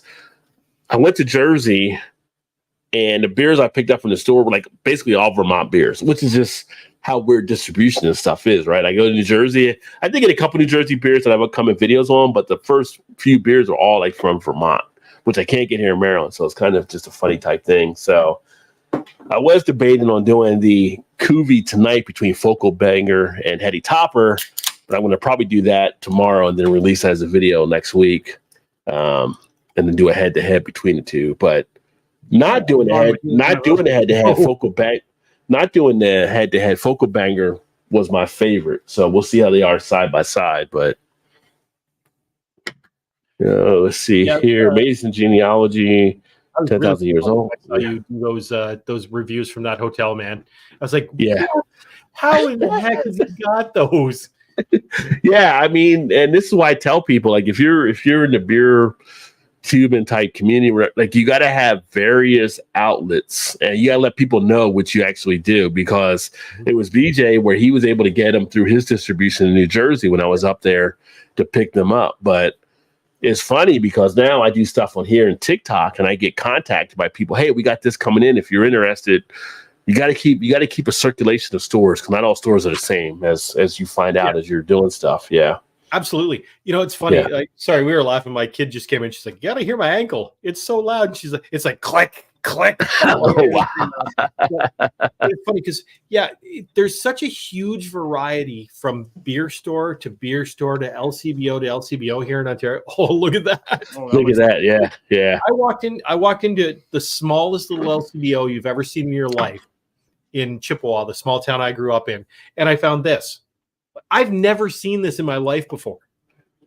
Yeah, it's like. And the lady's like, "Oh yeah, we get all sorts of weird stuff in." There's the one dude that works here. He's always looking for something new. Yeah. That's great.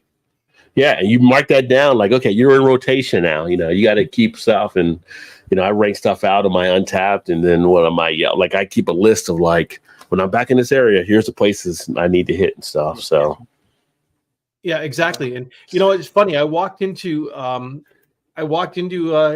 beer store a couple of weeks ago. I was in St. Catharines, and I walked in. And Brian, if Brian ever watches this show, it was close to the salad place that he went to when he was up here. Sally's Salad. Oh, okay. Salad. And I walked into the beer store, and I walked in. I was like, oh, it's a self-serve one. Cool. So I walked into the back, and I'm like, they've got so much stuff here. Like, these guys are getting stuff that I've never seen. And it's right across from the Penn Center. Yeah. I had no idea that beer store was even there. Well, it's not. Yeah, it's tucked in behind. Like, it's so far. I was going for coffees we were at a band practice, and I walked over for I took a drive to get coffee, and I come around the corner. I'm like, there's a beer store.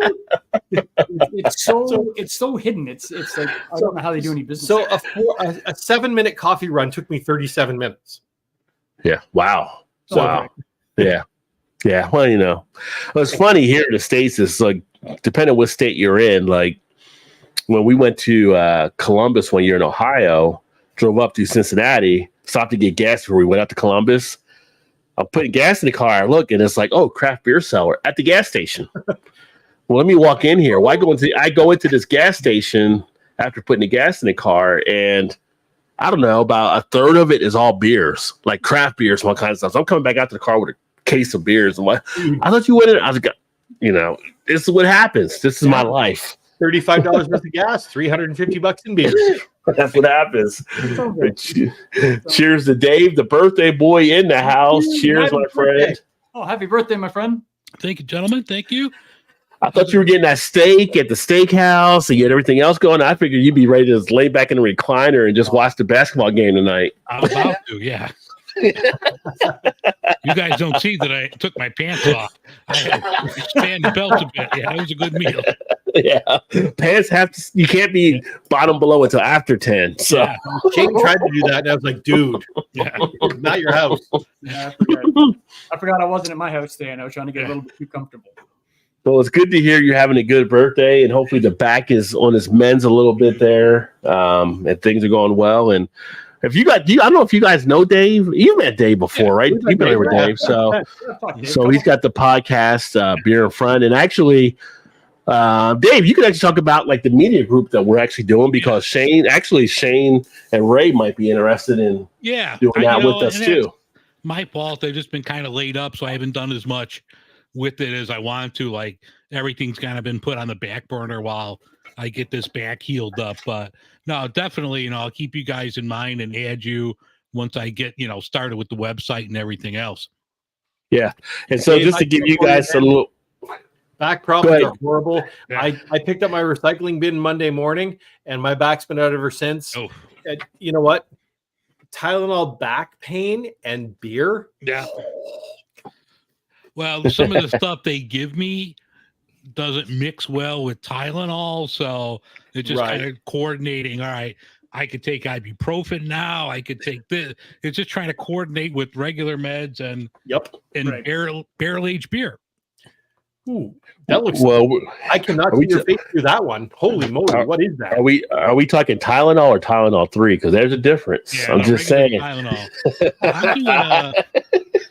I'm doing Ooh, look at you. I'm doing the bananas? 2023, the Banana Foster. Ooh, I haven't done that one yet. Yeah, Okay. I tried that one when I was Nice. down in Florida. Yeah, this was I got a Rod J special on this. They had these all marked down. So I'm like, well, Here we go. Half Yeah. price. Here we go. so I think this one was like $7 or $8. So I'm like, all right, I gotta grab it. Yeah. That's more than half price, Dave. That's usually 24 a bottle for that Yeah. one. So yeah. Yeah, no, it's awfully good. Just buy them all. We don't get sales like that. No, we don't get. It's not allowed.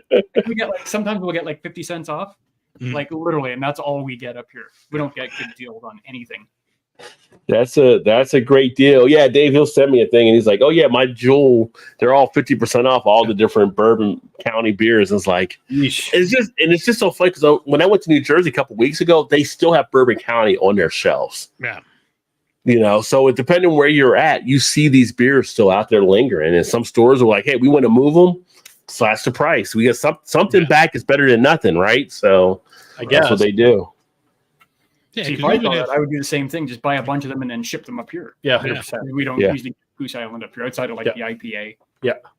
But it must have been like a 1 week deal because I went back to that Binny's, which is like our local chain liquor Mhm. store here, and they were back up to full price. So it must have been like a weekend sale. But I'm like, all right, Yeah. Somebody's like, I'm quitting. I'm cutting all the prices on stuff. Like, yeah, you sold it for what? You're fired. Why quit anyway? yeah. Shout out to Josh. Good evening, my friend. Y'all know Malta Gentleman. Make sure you check him out. Josh Great is awesome. beer reviews as well. And then you Alan guys- said, cheers to Josh. Did you guys Mhm. see Josh's what was it? Salute to Spring or whatever? That was Chug Chug Challenge. Challenge? Yeah, I did, but I haven't His done a Chug comedy Challenge yet. killed me. It was His comedy absolutely slayed me. Let's then have a cookout near the falls. Go, that's nice. Deep fried stuffed jalapenos on list to make. I would like to enjoy those if I could. I'm in. There's Poe Girl shopping, the best therapy. I see what you did there, Poe Girl. I'd appreciate it. The new old folk. Just kidding. See what you did there. I hear you. Making the simple old math teacher blush, right? Yeah. Trying to hit us on the A's here. Just because I'm gonna have to go back and play my theme here. Oh, this is where I started the comment. Yeah, the Broad Goat Destroyer. This is where I started. This is Play my Godfather theme. Dude.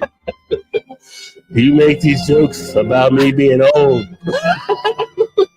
I don't appreciate them. I gotta tell you. Niagara Falls is a 5-family town. There's 5 families. They're all Italian. Mhm. One of our past mayors, who is he's quite old. He was a mover and a shaker in the tourism industry for years. He's done amazing things for Niagara Falls. But Mhm. when he's in the building, he was the president of our board of directors where I worked for a while. His ringtone is the Godfather theme song. Oh, there you go. The funniest thing, the first time I was sitting at my desk and I hear it coming, I was like, who the frick is that? And I turned around and I was like, oh. And every time we get a new employee and he's in the building and the phone rings, they're like, who is it? I was like, don't. You have absolutely no way of understanding and knowing what's going on. Yeah. New England maple syrup, maple pizza peel incoming. One of the questions I asked earlier, since you guys are here too, and that's where you had Paul bring up the Trogs, and the New Trail, the Broken Hill double IPA was pretty good. I will say that. So I would love to get some more New Trail. I only get that when I get to Jersey. I've heard New Trail is amazing. Yeah, I asked this of the. I didn't get anybody from the chat. I don't know if you guys can still chime in on the chat there, but I brought up a point earlier saying what was the beer you had in the past that you look back on like you can't believe how much time you had invested or drank that much of it. And I brought up the example like when I was in college freshman year because we were in college and we were broke because we were freshmen. We drink a lot of Milwaukee's Best. So like, what beer did you ever have in the past that was that one beer you look back on now like you cannot believe how much you drank of that beer back then, if there is one? Old Limp Cocky. What? That sounds kind of an interesting name. Tell us more. Old Milwaukee. Old Milwaukee. Old Milwaukee. I thought you said Old Limp Cocky. Again, Old Milwaukee. 100% that's what I said. Okay. What? Old Milwaukee. Okay, Old Milwaukee, the fisherman's beer. I got you. Yep. So was that one you just drank a lot because it was like, is there a story behind it? Like, No, it was just cheap. So that was the one. And the other one would be Molson Canadian. That was the cutting of the teeth on the beer, and that was the one that you walked into the beer store when you were way underage to be buying beer, and they had no clue that you were, and you went 24 Canadian, please. Yeah.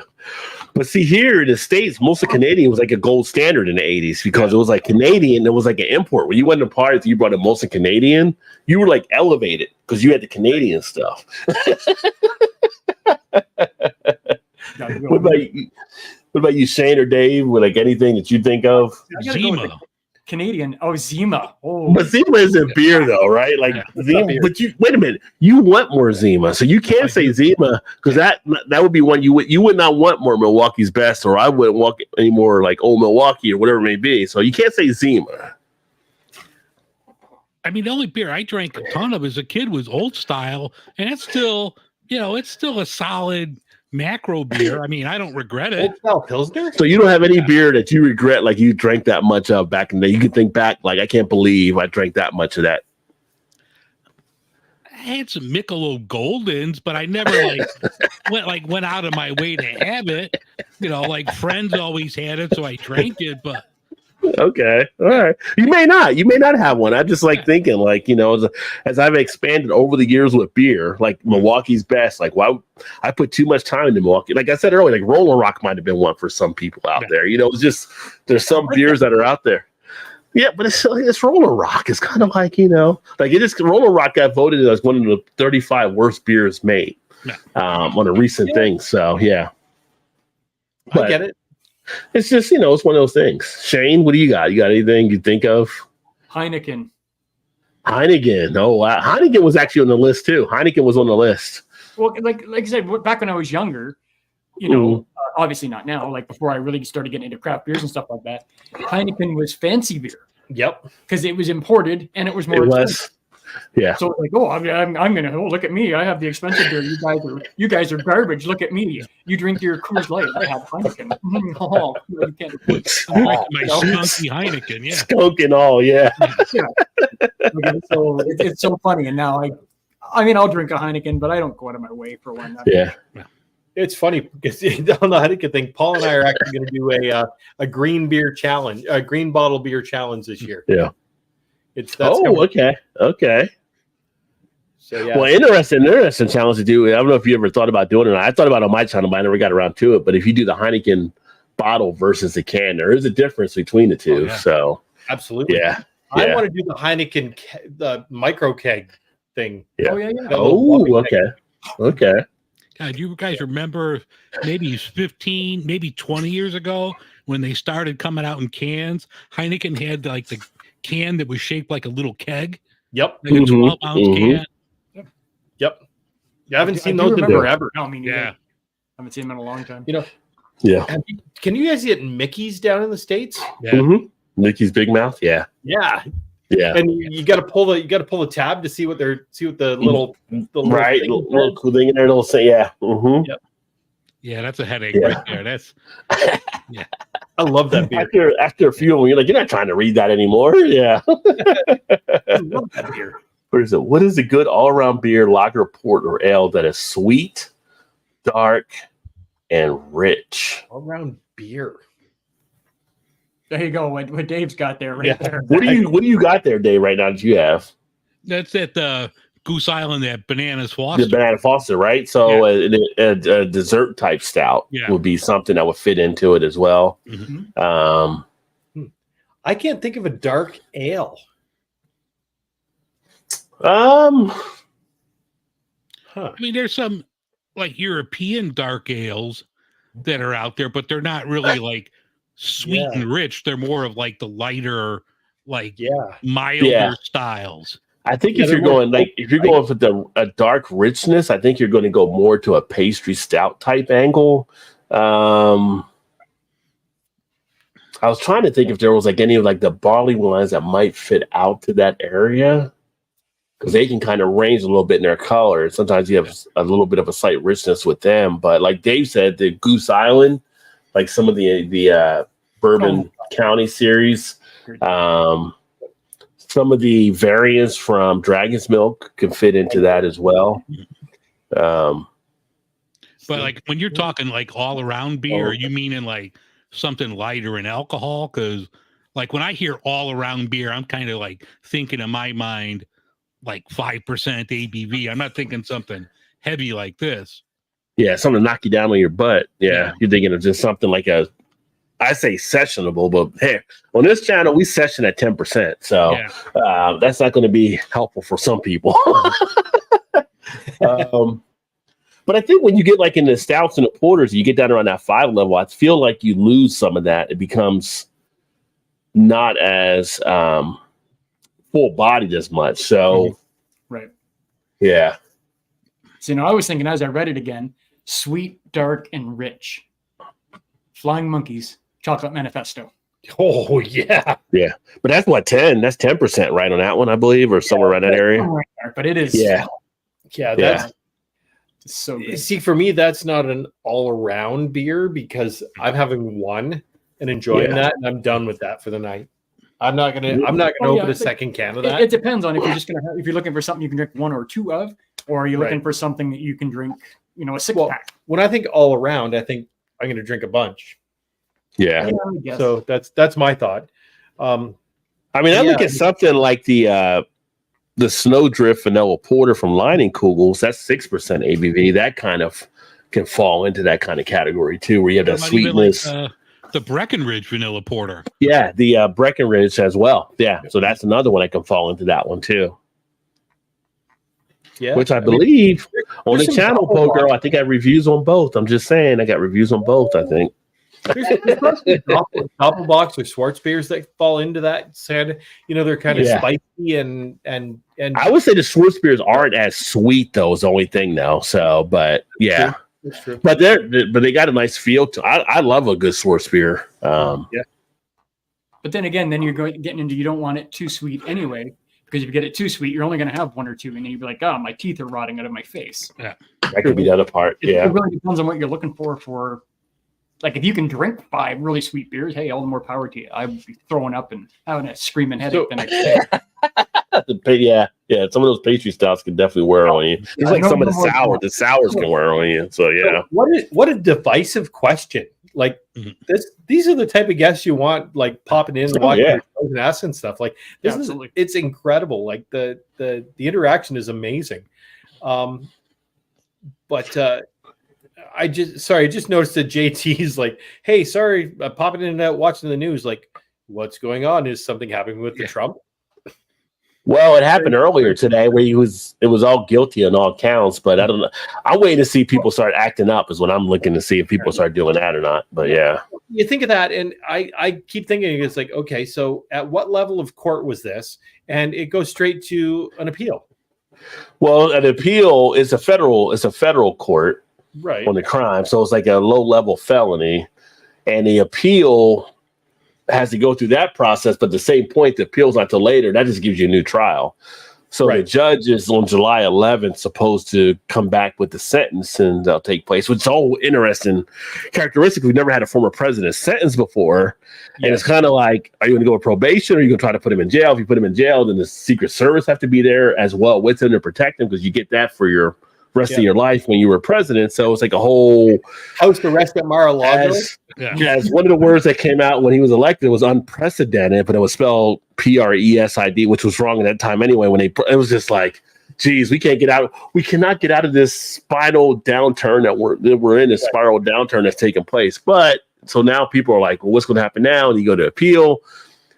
You can still be elected president even if you have a felony type thing. And then down the line, it's like, even if he didn't get the appeal, can a president pardon themselves? Is going to be a question down the line too. Yeah, but that was a state. He can't pardon himself for a state not from the state, but from the federal part, from the federal crimes he could, though, possibly. But this was in New York State, so he can't pardon himself.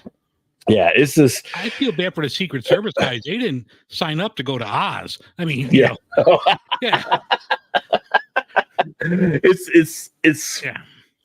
It's the Emerald City.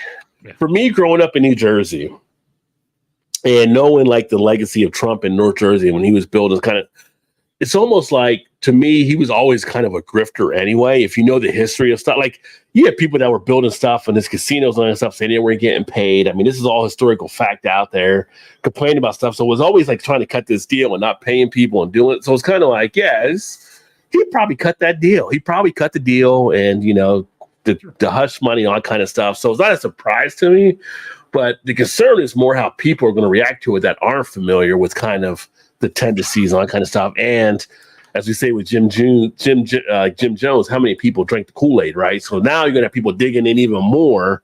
Yeah. The back was so there are people coming out. And it's just like, I'm just making plans to go to Vanessa's house if shit goes bad. That's all I'm saying. Yeah, that's the first place I'd be going to. But no, it's just kind of crazy right now, just seeing all the stuff that's happening. But you had 12 jurors, and the jurors from different backgrounds, and they came to unanimous verdict, and and I don't know, it's kind of interesting. You had 2 lawyers that were part of the jury as well, and it's kind of like, from my understanding from the makeup and what was being reported, neither one of them were like all Democrat. There was a mix of people, so it's kind of like, it is what it is. So it'll be interesting to see what happens going forward. We're in unprecedented times right now. Right. Yeah, it's interesting because there's a lot of people that think Biden should be up for the same stuff, right?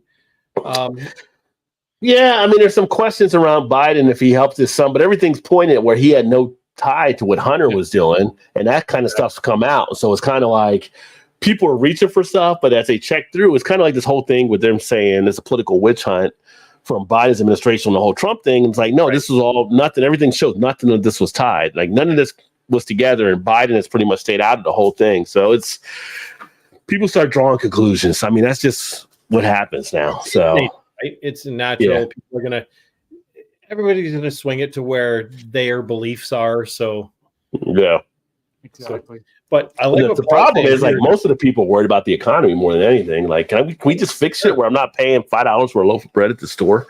Well, yeah, and the sad thing is, us guys living up in the little apartment above whatever the fuck is going on down there, the crack house or the meth house. Now I don't know what decade is it. Yeah, so I didn't want to go there, but yeah, we have serious concerns up here to see what the hell is going on down there. So it affects too. Yeah. So it's just been a mess. So this upcoming election will be an interesting one, to say the least, just from all the different stuff. And then we got the side stuff with the Israel and the Palestine, and it's just like, this is going to be an interesting year. So I mean, you know what? There's a lot of heavy shit going on in the world. So in July, we're just talking beer. That's right. Yeah, just beer. And lots of just wine. beer. So much wine. Maybe we should have a punishment if somebody's talking about like politics or something. Yeah. You know what? It would be a perfect occasion because a lot of things have been solved in the world by having a beer, right? Like a lot of people gotten together, having a beer in their meetings and figuring stuff out. So I've always said you can solve anything. If you have a beer and a cigar, you can solve any problem. I mean, except the one thing that happened in Germany back in like 1938. Except for that time, all the other times have been pretty good. See, the problem is having a beer and talking about this stuff. None of us carry enough weight to fix it. That's because we're saying we're not narcissists enough to try to get into the ring. Right. Exactly. So let's come up and have some amazing freaking beers, and we're going to show off the. It's funny because Shane and I have some really conflicting views on which breweries are the best ones. So it'll be really interesting. But we're gonna to go to see. them anyway. Oh yeah, we're gonna hit them all Yeah. because there's such a great mix of people coming up that like different things. Yeah. There's one brewery I can tell you we're definitely gonna hit that I think some people are gonna really enjoy. I absolutely cannot stand the beer from this brewery, and I'm not going to say which one. I know it's not Founders because we're in Canada. So yeah. No, I've actually had some Founders beers, and I don't mind them. Well, you don't know. You're not this complexion to know what they're doing in they did in the States too. Rod, I had no idea until you commented on that video. So I was like, wait, what? Like, what is it? Yeah. Okay. There's a reason you don't see any Founders videos on my channel anymore. So yeah. No, I understand. So. But it is what it is. I mean, people are going to do what people do, and people don't realize how sometimes the social media affects things. I mean, I'm only one person, but I mean, there's a community of people that don't support them now. But I won't touch them. Me have their stuff on here, or Brewdog. They're like to be in the same boat. Brewdog's like another one that got bad. He just stepped down now. The CEO over there, I think. Wow. Yeah, but just like the way that they've treated women, people of color, just like I could drink good beer from decent people. I'm good. I don't have to give them my money. Yeah. You know what? It's funny because do any of you guys follow Beer Babes Family? Yes. That is a movement that I can totally get behind. And Paul and I have been trying to get out to one of their local meetups. But they always seem to fall on weekends when either Paul's busy or I'm busy, or it just doesn't work. Because I think that movement that they've got going on is absolutely incredible. Like we've seen it in this area where there's been a really big reshaping of what it means to be a brewmaster. And everybody has a valid input, a valid taste palette. There's some amazing breweries locally. We're going to hit a couple that have got female brewmasters, and I'm not going to tell you where they are and what we're doing because it doesn't matter. We'll tell you afterwards. Yeah, it really doesn't matter. And we're trying to work this out so we can meet some of the brewmasters at the breweries we're going to go to. It's tough because a lot of times they don't actually brew on the weekends, and I don't want to have them put out and have to come in on days off because everybody deserves their days off. So, so we will do our best to try and get at least one or two brewmasters handy so you guys can do like an interview video or. Yeah, that would be cool. I was going to ask you about that too, because I just shoot some B-roll or something like that while we're up there. Shoot some video of some of the locations. But yeah, with Mal, I've actually worked with her on trying to do some stuff to get her involved. But she has now, like with Pink Boots and some of the other groups and stuff like that too. Because here in the States, a few of the beer base, I actually have friends with there on Instagram and stuff. So a lot of times I see their stuff and reshare. But it's been a great movement that they're doing. So, yeah. Either of you gentlemen, do you do any video off your iPhones? What's an iPhone? Any video off of iPhone? I'll it's an iPhone. It's an iPhone. You don't do any video off an iPhone? No, I use the iPhone. I'm an Android guy. iPhone. You're Android. That they used to have. Yeah. And nobody uses it anymore. Yeah, nobody uses iPhone anymore. Right? No, I use iPhone. Because I have at times, but I got a camera too. But I have a lapel mic that is a lightning port, and I've graduated, so it's like, I'm not going to throw it out. If somebody like in our group does video with an iPhone, I'll be happy to give it to you. But I'd rather give it to somebody that's going to use it. Yeah. I actually just picked some up like a week ago. I ordered some. Yeah, I've got these. And I've got these little guys, a little receiver. Yeah, there you go. Yeah. It's I've got these little lapel guys that go on. Yeah. And the beauty of this one, it's got the 1/8 lightning and yeah. So this is really good. It's Boya. Almost exactly. Or if anybody that's like listening or watching, get a hold of me if you do video with an iPhone. It's a lightning plug. I mean, it works great, but I've got better equipment right now. The input level. Yeah, I think what you got there is what I have on some stuff when I use the iPhone. But I have a boom mic that I use with the camera as well, and I have another mic I can plug into the PC if I want. But one thing about doing a lot of this stuff, we pick up a lot of equipment that starts laying around. It's just like, how much are you gonna? The wives are like, how much more are you gonna put in that office of yours? It's like, Which one you got there, Ray? Here, that's in this box. I was using this thing for a while. Yeah, I think I've got one of those. Like I might even have the exact same mic. See, I don't use those. Yeah. Fantastic. Like these are good for like mobile, which I've used for mobile The recording. Zooms are amazing. Yeah. Dave, how do you like Yes. that? Yeah. See, I've never used those. Okay. I got this I guy. like this a lot. Yeah, mine's plugged in over here. I like this a lot, Shane, where it's got the XLR mics you could plug right in. Right. It takes AA batteries, which you'll get a good half hour, but then you could just plug it into like a regular battery that you would charge your phone with. And it's good. So you don't have to I don't have to lug around my laptop or anything else like that. I have some XLR lapel mics that, long enough cord that this will work, especially, doing what we do. You don't want to be lugging in everything when we're drinking beer. So the smaller I could go, the better. But no, this works really good. Yeah. The Zoom products are incredible. Yeah. I'm a huge fan. And I've stripped back my home system. I've gone back to a USB microphone, and I just picked up. I can spin it around so I can flip it up, but it's from Marantz. Okay. And Marantz is known for their old tube amplifiers. Yeah. And this microphone works great. It's got just a really simple, balanced sound. Like it's not super high in the high end. It's not super in the low end. Mm-hmm. It's just a nice flat response. Nice. So that's what I like about it. You can do some editing with it on the lives. I sound like me. So yeah, this one I just that's my Amazon wish list, and that's the exact same. All right. Very good. for that there. Yeah. Yeah, Zoom Yeah, makes amazing products. Yeah. They've been around for a long time. I work in the live sound industry, and a lot of bands that I work with, they'll show up with a Zoom mic with the XY microphones on them, and then I'll give them a feed off the board and just explain to them that they're getting my left-right mix out. So if they're playing too loud on stage and I have to take them out, they're not going to get that, but they'll pick it up in the XY mic. So Nice.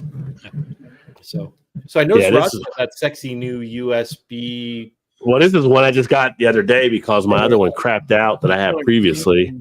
Yeah, it's And I was like, best price ever. Have an- It was basically free because I got it through work. And we have like this you said you work. had, like points or something? We get points and stuff. And I'm like, I got these points. What do I want to use them for? I was going to get beer glass. So I'm like, you know what? I can use a new mic. And I was like, oh, I looked online for some of the top mics. And this was one of the ones that were registered out there behind the Blue Yeti. I'm like, well, shit, it's free. So let's go ahead and get it. So, What yeah. is it? Elgato. This is HyperX. mic. HyperX. So a lot of live streamers use these. So I can like do different things with color pattern, all kinds of stuff. But anyway, as far as a mic, it's got the 4 different directions you can use. So right now it's on the omnidirectional, and so far it's been working great. So It sounds great. yeah. Then I tapped this in through my voice mod, and then my voice mod, because StreamYard hasn't got with my Stream Deck yet, I can put soundboard from voice mod into it. So whenever I hit like a sound effect on my Stream Deck, it basically plays through the mic. Mhm. Right. So that's how the sound effects come through instead of me having a full like the pad type thing as well. Right. Yeah. So it works out well.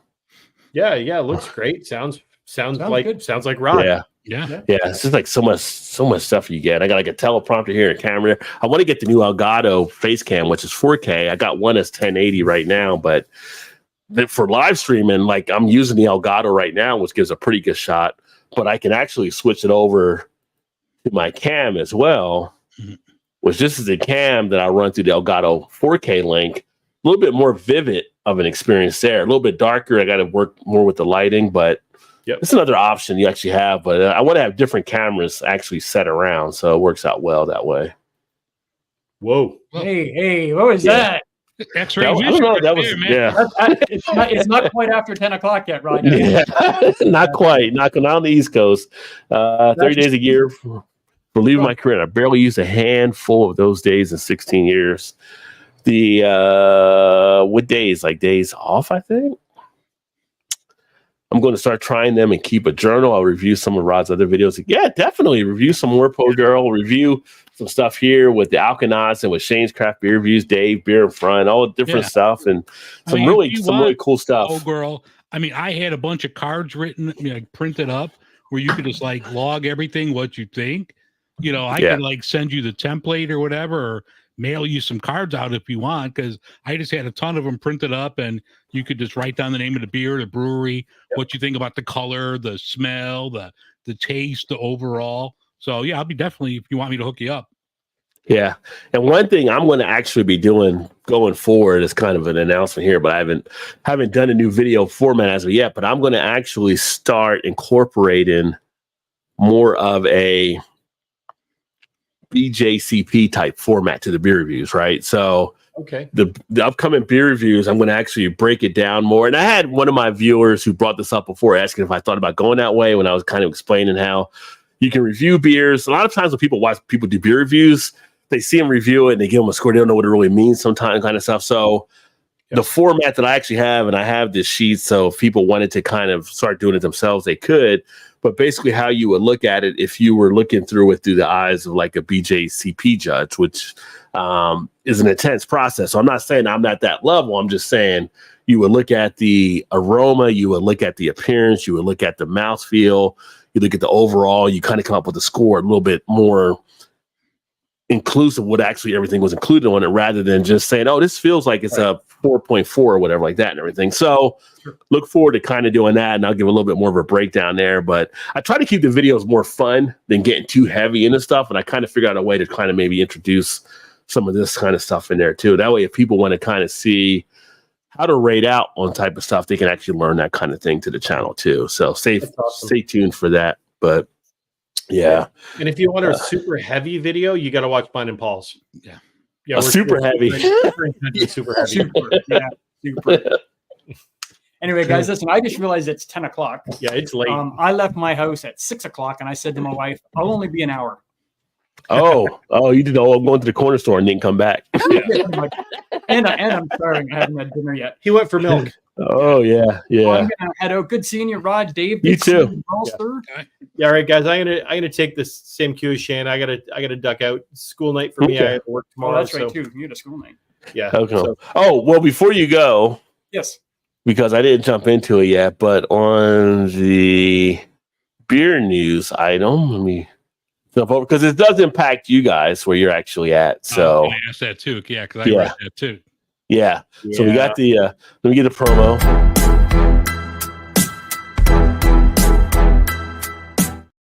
That just makes it official when I do the promo. There we go. Perfect. Let's talk Ontario real quick. So beer and wine could cost up to 50% more when it hits Ontario convenience stores. Quoted, the convenience store premium is what they're calling it. Could be anywhere from 20 to 40 or even 50% depending upon the product. Smaller stores would get hit more than the bigger stores. Thoughts you guys have on this, because now you're looking at that crazy jump. So if something was 10, now you might be looking at it costing 15. Well, you had touched a little bit on this. I touched on that, and we got a local show out of Toronto called Breakfast Television, and they talked about this morning as well. And that 20 to 40 or even 50% premium is the convenience factor. So I don't believe they're going to be limiting the hours in which you can buy the product at the convenience stores.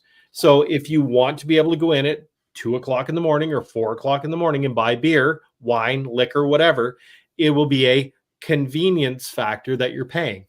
I see what you're saying. And I touched on it earlier that if you go into some of our local convenience stores like a 7-Eleven or an Avondale or a Quickie Mart, you're buying your chips at a 20 to 50% premium over your local grocery store. So it makes sense. It totally makes sense. I get it. I understand. I'm not sure how the model works for purchasing into these stores. If they have to purchase in at what the beer store and the LCBO is selling them at, which then they have to mark up. Yeah. But like with the chip thing, that's always going to be the difference there, right? So you're thinking with the alcohol, it's going to depend on time possibly? Because I didn't see that say a time type thing when I was looking. No, I don't necessarily mean by the time, but because just to be able to go to a little store versus a grocery store. They have very set hours. Yeah.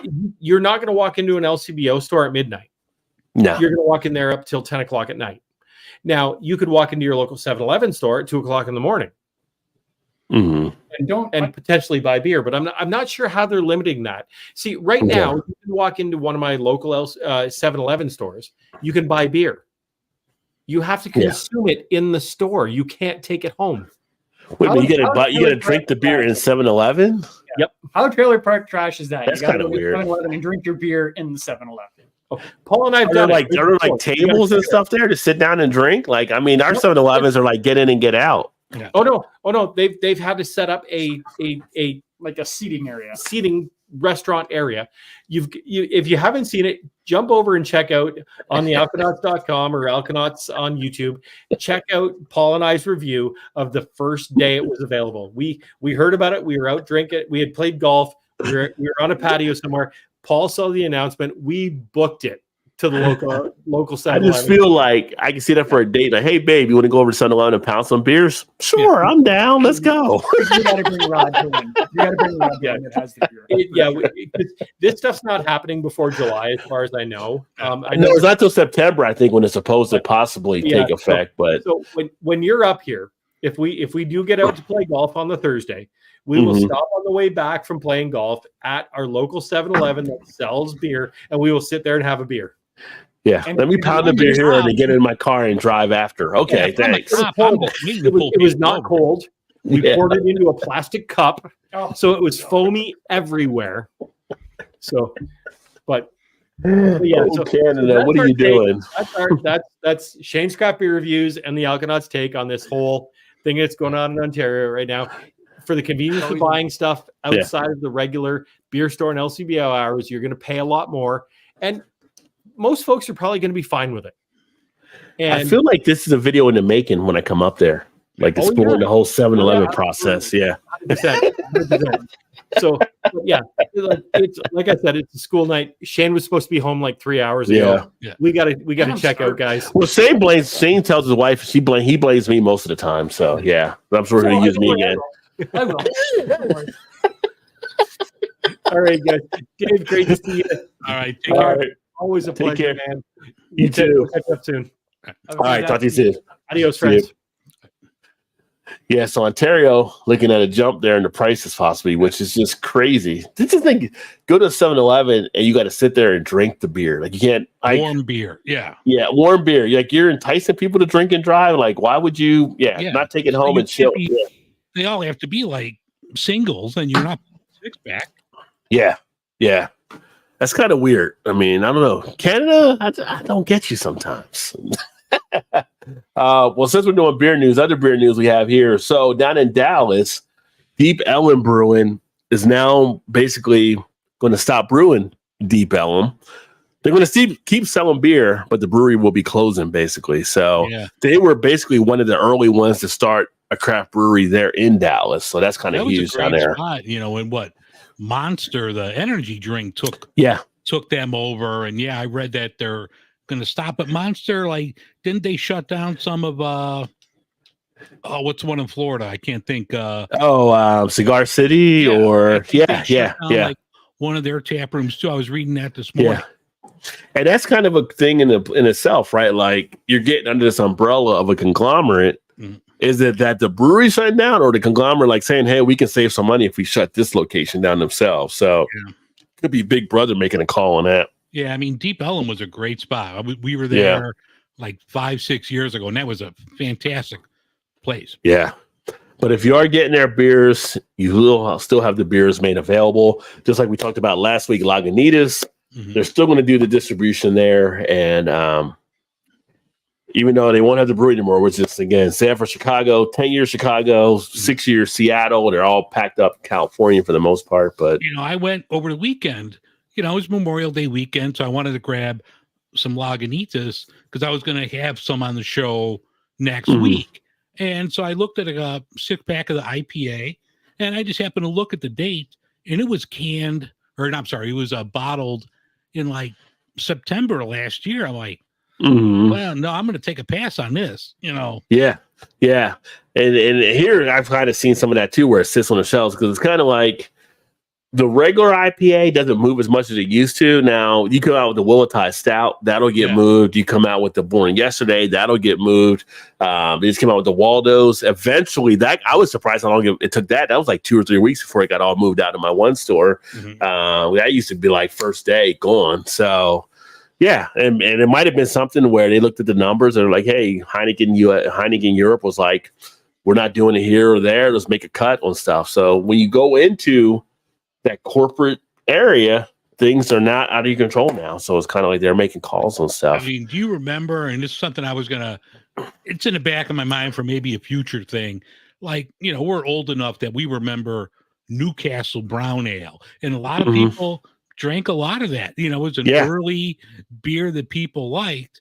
And then, because that was part of the Heineken umbrella. Yeah. And they had Lagunitas brew it, and they're brewing it now. Totally revamped it. They, it's not the same either. No, recipe's different. It's more of an Americanized thing. Yeah. And like that lasted I don't even think that lasted a year, and that's gone too. Yeah. Yeah. And I mean, Newcastle Brown Ale, for those of you watching, that'd be familiar. We don't have brown ales in this country without Newcastle Brown Ale being basically the OG that kind of started that whole influx of stuff from the original recipe they actually had that led to more brown ales being done. And now, years ago, Lagunitas took over to actually brew it, and it wasn't the same. If you remember, from the old to the new, so it kind of fell out of favor some. So yeah. Great American Beer Festival, they're reducing the number of attendee sessions in 2024, but they're allowing breweries to add additional. So right now we're going to see, I wouldn't say an explosion, but we're definitely seeing more of the entry of the ready-to-drink cocktails.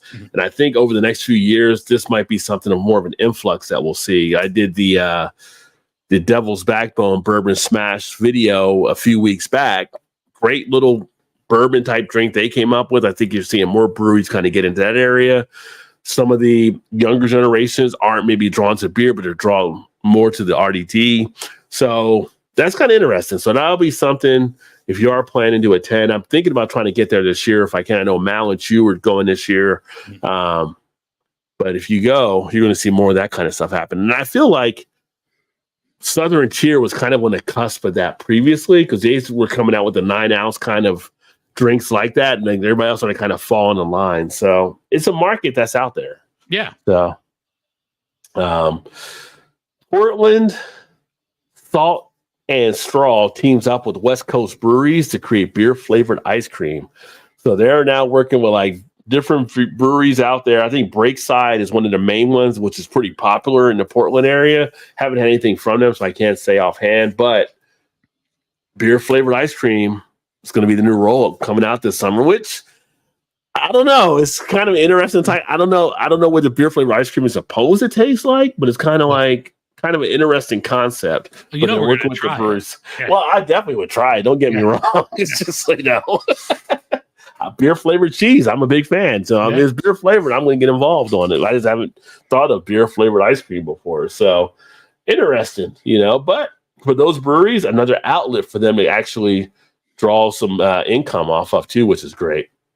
Time 100 just came out with their most influential companies of 2024, and Athletic Brewing Company was listed as one of them with the turn they've had in the non-alcoholic beer market. So, sometimes people will ask about non-alcoholic beer. They're not seeing why it's catching on. I mean, it's an alternative.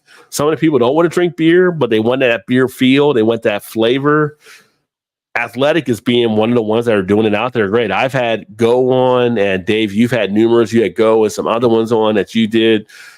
Not all. It's a market. It's a market out there. But it's weird, and hey, God bless Athletic. Like who's isn't like Lance Armstrong and JJ Watt? JJ Watt's huge, investors, but that's not as good as some of the other ones I've had. Like I like Go, not just because they've been on the show. I mean, I like their stuff. Speedway Stout from AleSmith. They have an NA that might be my favorite NA beer out there. Like I would drink that every day. So I mean, there's some really good ones out there. Athletic, I think they're just kind of like they were the first national brand to get out there. So I think they've got a really big head start.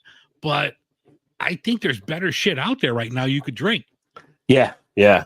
So it's like, people knock the non-alcoholic markets on, but I mean, it's kind of thing out there. And again, it's sometimes you want to enjoy something with the beer. Maybe you're pairing it up. You're at lunch, you got a burger or pizza, wings, whatever it may be. And it's kind of like you can't have a beer, but you want that beer feel to pair up. Well, I thought, like, I'm going to pull it up while we're talking, but I think Athletic was like in the top 10 of craft breweries last they are, year. I think now. I think they are now. I think they moved up into that too. Yeah. And like I know you mentioned on your podcast after I did on the show as well, but like you got things like HelloFresh teaming up with non-alcoholic beer I as gave you well. the shout out for that. I appreciate that. Yeah. So it's kind of like non-alcoholic beer is making a presence, and you don't have to drink to get drunk. I went to look at it. I'm like, oh, let me see what this is about. But I wasn't qualified because like it expired that day, but it was only in the Northeast. You could only get it there. So it didn't come as far as Chicago. Yeah. And that was Kip Brewing that teamed up with them on that. So yeah, it's an opportunity for sure. And like I said, I've had some of them. I want to do more non-alcoholic beer reviews on the channel. I just haven't picked up more to be able to do so because I have so much other beer here. So yeah. I just had a guy on last week who does it's called Nation Beer, and he's a non-alcoholic. He does his own website, and he started getting into it kind of like we did. All right, we're getting a little older, we're not getting any younger. We want to try something. We're still going to have our regular beer, but we're not going to poo-poo it. And like it was a good conversation with him. Yeah. So definitely, I tell people, don't knock it. Give it a try if you can.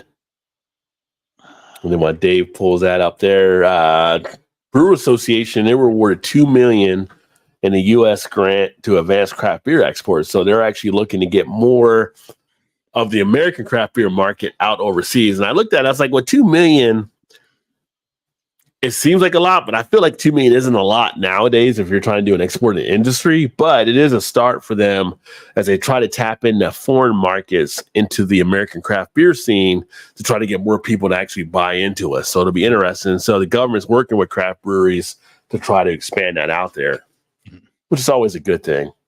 Yeah, I'm a little slow after a Manhattan and a barrel age. So that's all right. And I don't know how you feel about Peroni, but Molson Coors is to begin brewing Peroni Italian here in the U.S. And I feel like Peroni gets looked over sometimes. As far as an Italian Pilsner, it is a nice crisp feel to it. It's got a nice finish. It's a nice one to easily drink. As we head into the summer months, we were talking about beers earlier. That's one you can enjoy in the summer very easily. Kick back, relax. You put that up there against Stella or whatever like that and everything. But they're going to be moving stuff in here in the U.S. to drive more of the Peroni to try to get more Americans involved in drinking it. So it's been a while since I've had a Peroni. Yeah, I mean, Peroni always had that like green bottle Heineken skunkiness to it. So like I didn't drink it a lot because it's just like, I don't want to take that chance. But if you get on draft, because I've had it on draft for the most time. I don't think I've ever bought it in a bottle. So I feel like I've been at a restaurant or like vacation somewhere at a beach resort or something like Peroni was on tap. So I found it to be pretty decent in that regard.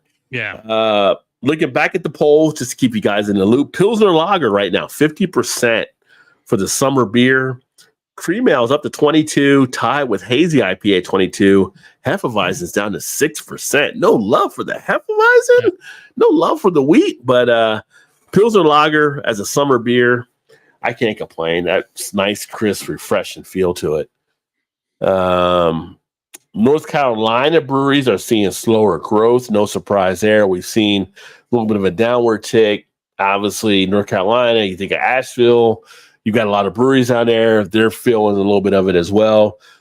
Key thing is they're still having some growth. It's just slower than what it has been in the past. So we'll see what happens there. Funny thing here just happened, which is kind of weird to happen on a day like today, right? So last week we talked about the beer that was released making fun of Osama bin Laden, maybe making fun or maybe making money off of it. I don't know how you want to put it, however you're thinking. But that brewery over in the UK that created the Osama bin Lager now has a new controversial beer mocking the Orange Trump. Now, keep in mind, this brewery, they make fun of a lot of the leaders in the world. That's how they kind of did. Usually it's been a dictator. Wouldn't say Trump was a dictator there, but it's kind of like, I feel like they're like, we didn't get enough backlash on this one. Let's see if we can get more over here at this point. So it's kind of interesting, but craft breweries are going to do what craft breweries do, and they're in the UK, so they're doing what they're doing. So it'll be interesting to see how that actually works out. Looking here, it looks like, they were number 10 last year with the 51% growth from athletics. So, whether you like them or not, you can't deny them. No, they're getting a seat at the table. I mean, they're breaking in. Yeah. And then the other beer news item, New Belgium has now expanded their partnership with MicroStar Logistics, and they added Bell's into the mix. And basically, MicroStar makes these environmental friendly type keg type things they actually put out. So now Bell's will actually be used with them as well. And they're kind of in long-term agreement, but you have companies coming together to kind of more environmental friendly type stuff, I guess you could say, taking place. But seeing Bell's and their partner up with New Belgium, they're not merging together or anything like that, but they are definitely working in this long-term partnership with MicroStar. So that's kind of interesting. It's funny, I talked about the beers that people had on that list, like as far as the worst beers. Like the video I was watching, they were talking about like New Belgium being on the list and the Fat Tire. And they were like, well, Fat Tires are great. I'm like, I don't know if they had the new Fat Tire, because the new Fat Tire is not the old Fat Tire. So I can see what the new Fat Tire might be on the list from what people have been saying about it. So yeah, it's not the same as the old when they went from an amber to a golden ale. So kind of interesting. Oh, you were talking earlier about Old Milwaukee, and that was another one I'm thinking, like, I haven't had that one on the show with old school beers, because there was a thing, I don't know if you saw it, that I didn't even know they made an NA, but we were talking. Oh, I didn't see that. No. Old Milwaukee has an NA, and they're a sponsor of an Indy car now. So I was reading that, like, sponsorship. I'm like, oh, Milwaukee has an NA. So I might have to, look for that, but that might not be good. Might not. No, that's kind of taking back to the old deal with Sharps years, I bet. But no, the funny thing about Old Milwaukee that I remember from the 80s, they used to do blind taste testing. And when it was blind taste tested, Old Milwaukee would come up as more favorable than some of the other beers that were out there. But if it wasn't like hidden, you knew what it was, people wouldn't pick Old Milwaukee. So, but yeah. A lot of the fishermen seem to like Old Milwaukee. Like I said, I call it the fisherman beer because a lot of people that went fishing would have Old Milwaukee with them. So, two more says I'm a beer hawk. Some of us are. But that's when I worked at a federal agency. We could build up our leave to use or lose. I used to donate some of my time to others that needed it. I didn't take vacation for many years. Yeah, that's kind of a thing. We talked about that in one of the companies I've been at in the past. It's kind of like people that were out of vacation time. It'd be nice if companies can allow you to donate your vacation time over. Some do, some don't. The one I was at didn't do that, but that's great that you actually did that to help out other people, Po Girl. CTV, Martin Short playing Cantel, the Canadian diplomat who helped the Iranian hostages, complaining about fictional 50 ABV moose beer. You can't get it in the States. Martin Short is always pretty hilarious. Military leaves, we secured only up to 90 days when I was in. Lost all the others. Yeah, it sucks when you lose the days you didn't use. Yes, Mal is still down tonight. She's on the back end of it, it seemed, but I told her, don't feel pressure, get the rest, So she went ahead and rest tonight. That's why she's not here. Retired Air Force in 96. Alan says, I'll find a place to drink while waiting for others to arrive. Yes, there you go. Yeah, because you're coming in on Friday. You're flying in, I guess, right? So it'll just be a matter of relaxing for a bit. I don't know what we'll be doing on Friday when we're there, but, we're actually driving up. So we'll see. Very cool, Vanessa. Most of my coworkers were veterans. I wasn't, but wish I did have that experience in my youth. Yes, in liquor-infused cigars. Yes. Yeah, it was interesting. So if you get a chance and you hadn't seen it, you can search Arnold Schwarzenegger Tequila Cigar. it's kind of interesting how he did. I'm tempted to actually do that next time I get a cigar. If I have tequila, just basically he gets it, he had cut it, he dipped it into the tequila, then he lights the cigar, then he smokes it, and you get the tequila infused with the cigar. So my uncle used to do that, and he turned me on to doing that with cognac. And see, there you go. Vanessa tried cognac on the end. Yeah, so there was like 10 of us out there. We were all like outside, and my uncle was in town that weekend. And, we were all having cigars, and he was like, my uncle's like a more louder version of me. And he's like, you MFers need to like dip that. So he yelled at the bartender to set us up with a round of cognac. So it was like, what you're going to do is like dip your cigar in air. And we all had that, and that was good. Yeah, excellent. Excellent. Well, there you go. Start pairing cigars with spirits there. Yeah. Looking tasty. I think on the different beers, the beers are definitely tasty tonight. Beer smoothie from those orange ones, perhaps. What's up, Trez? Trez in the house. Cheers, my friend. Great to have you, brother. Oh, girl, shots. A little tropical drink, and then the beer drink. And then can't see your face. Do that beer. I don't know what beer that. I think that might have been the one that was that the one that Ray had up. I think. Right arm. If you try to move in the wide circle. Oh wow, a little cracking. What's up, Big Daddy in the house? Last Peak Mosaic Triple IPA from Hot Butcher, 10.5. Have you had that one, Dave, from Hot Butcher at all? No, I have not. Hot Butcher puts out so many different ones a week. It's hard to like get them all. Mm-hmm. They're having like 3 and 4 releases a week, and it's just like, I can't get to all of them. Yeah. This is hi to Dave earlier as well. I think I'm only an hour behind on that comment. All right. But Big Daddy said happy birthday to you as well. Cheers to you. Relaxo pants after a meal. Yeah. At Vanessa's house, I would definitely need the relaxo pants, I think. Hey, Mojo. Hey, Dave. Happy birthday, Dave, from Vanessa there. Malted. Trez. I am walking medical cocktail for the past Wilson 8. So, yeah, I mean, you definitely went through. I mean, you are basically the bionic woman. So, yeah.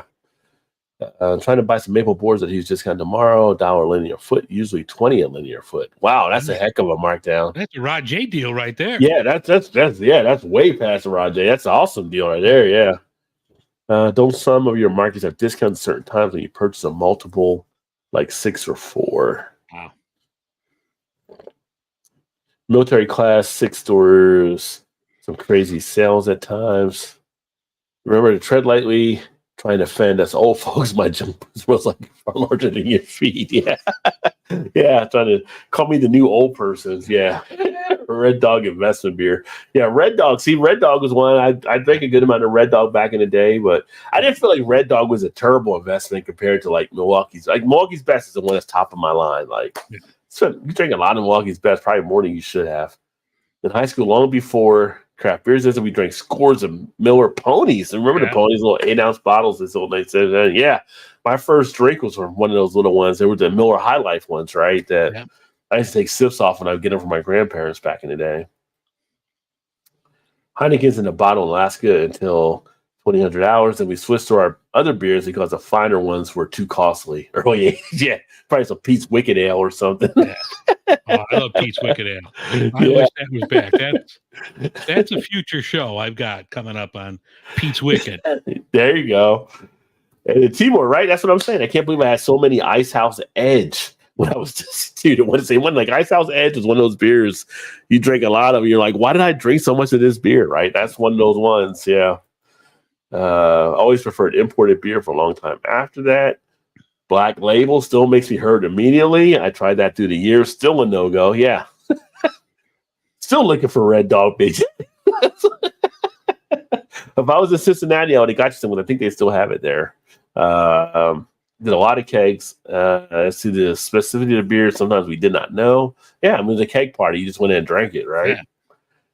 Some Heineken dark beer in the 70s. My brother-in-law lived in Colorado and brought some Coors with him before they sold that stuff in Michigan.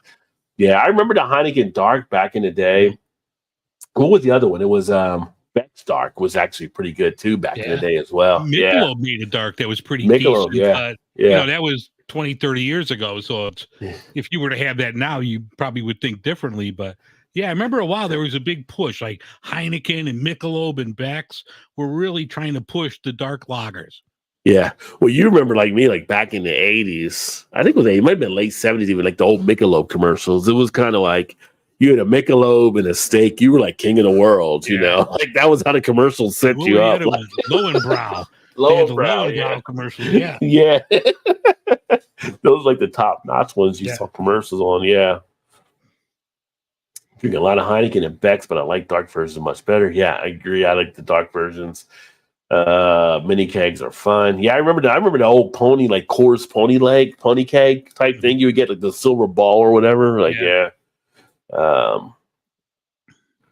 Foster's Lager had those huge cans with aluminum handles. I had those in the 80s. I still buy Mickey's, Big Daddy said. Brown ales, Baltic Porters, rich and sweet. Yeah, Baltic Porter would be another one to actually have for Poor Girl's comment. Sweet, dark, and rich, Bigfoot. That's the barley wine there, right? So that could be one of the barley wines that might be good to actually use. Dark lagers are great for Schwarzbier, Dunkel, Dahlbach, Baltic Porter, and Czech dark lager. Yeah, and JT loves the different lagers and stuff too, which I'm a fan of. Although, if it was a smoke beer, obviously, I'd be like all over the Rouse beer because that's, somebody comes in, they say, I got a 6-pack of Excellent Curl. I'm like, okay, I'm in. Yeah. I'm in. Just give me some. Like, I don't care which one it is. Is Excellent Curl put down on the table? Newcastle. Yes, Newcastle Brewing Company. They were the ones that were really the initial launch of the brown ales here in the country here that kind of led to everybody starting to not everybody, but the breweries that got into brown ale were led because of Newcastle. Yeah. Doppelbock and Schwarzbier. Stouts and porters and dark ales, also brown ale and red ale. All around beers. Keys are full of stout. Well, that's always stout. So yeah. Pardon me for popping in and out of chat. I'm a bit distracted by the news. Oh, yeah, I'm sure you are. You and Liz are probably watching it right now. Yeah, cool. Poe Girl's writing it down, so appreciate it. That's what it's all about, sharing good information here. What even? What is it? Coast Stricker, the nice dark lager. That's really good, and it's like a lighter. It's like the KOSTRCKER. I think I've seen. I think it. Yeah, I think I've seen that. Okay, that's a good dark ale. That's got some of that malt character, so it's not like hoppy like you would consider with an American. But Coast Stricker is a good beer. Okay, the Imperial Schwarzbier is awesome. Well, the other one too is the Young's. What is their dessert stout one they have? The double chocolate. Double chocolate would be one. That might be one too. Yeah. He's also facing 2 trials for federal felony. Well, yeah. Well, you got the other trials, but they don't know if the other trials will be done before the election. So this was the only one they knew would happen before the election took place. Screaming Attica, is that place open? Dog Day Afternoon is a classic movie for sure. And classified documents is indeed a high crimes and misdemeanor. Yeah, I mean, it's just all these videos coming of people moving boxes. Like, I don't know, I just told them to move the box. Like, you knew it's classified on the side. Yeah. Not enemies, so I wish him luck in this mess. He did. I mean, over the course of time, that's definitely the case. I don't like that Biden's not being tried for the same thing. And nice getting out of that one. He has friends. Yeah, I mean, I don't see myself, and this is just for myself speaking, I don't see the full equivalency between Biden and what Trump had done. But, like I said, I know with Biden, it was more, from what I saw, it was more towards what Hunter had done. But he pretty much was not part of that. But I don't know. It's politics in itself. There's always so much stuff that's kind of happening there, right? And, yeah. And I'm old, but let's get like some people that are younger than 90 and a president. Like cut the age to 60 or something. Would it be like 300? Yeah. Would it be like 340 million? And these are your 2 best you're sending in? I mean, I know Dan Quayle couldn't spell potato, but he might be a better candidate right now. Shit, I can't even walk, but I still walk better than those two. Biden does have an eerie walk. I do watch Biden walk sometimes, and I'm like, oh, this is almost Tales from the Crypt at this point. Yeah. But yeah, that's just me. We got to cap this at 60, and I'm old. I mean, so, you can't fly a plane. You have to retire as a pilot like at 65. Yeah. I'm like, but you can run the country and have your finger on the pulse of the nuclear weapons at 80 something. I mean, I don't know. I mean, Trump can't even drink with like one hand. He's got a That's true too. Yeah. And he still likes McDonald's. That's still his favorite place. So yeah. But you got a minimum age to be president. Maybe it's time for a maximum age. And then 35 to 60. That's it. Yeah. And then the whole thing with the whole life thing with the Supreme Court, that's a whole different topic. We won't have to get into that one. But the flag things with Alito and Clarence Thomas being bought off, I'm like, that whole court is just like got questions around justices now. It's just it's a state of flux right now. We're like, I've never seen times like this before where you had to look at these different branches on stuff, and then it's like every 3 weeks you're trying to get rid of the Speaker of the House at some point, it seems. It's just like telling Ruby, it's like, man, I'm glad we don't have kids. Yeah. So I can tell Vanessa, keep that spare room open because we're going to probably be on the way at some point here. I watched the I don't know if you saw it or not yet, but I watched the Civil War movie that just came out with Kirsten Dunst a while ago. It was on Amazon Prime. My wife got it the other day, so I ended up watching it this weekend.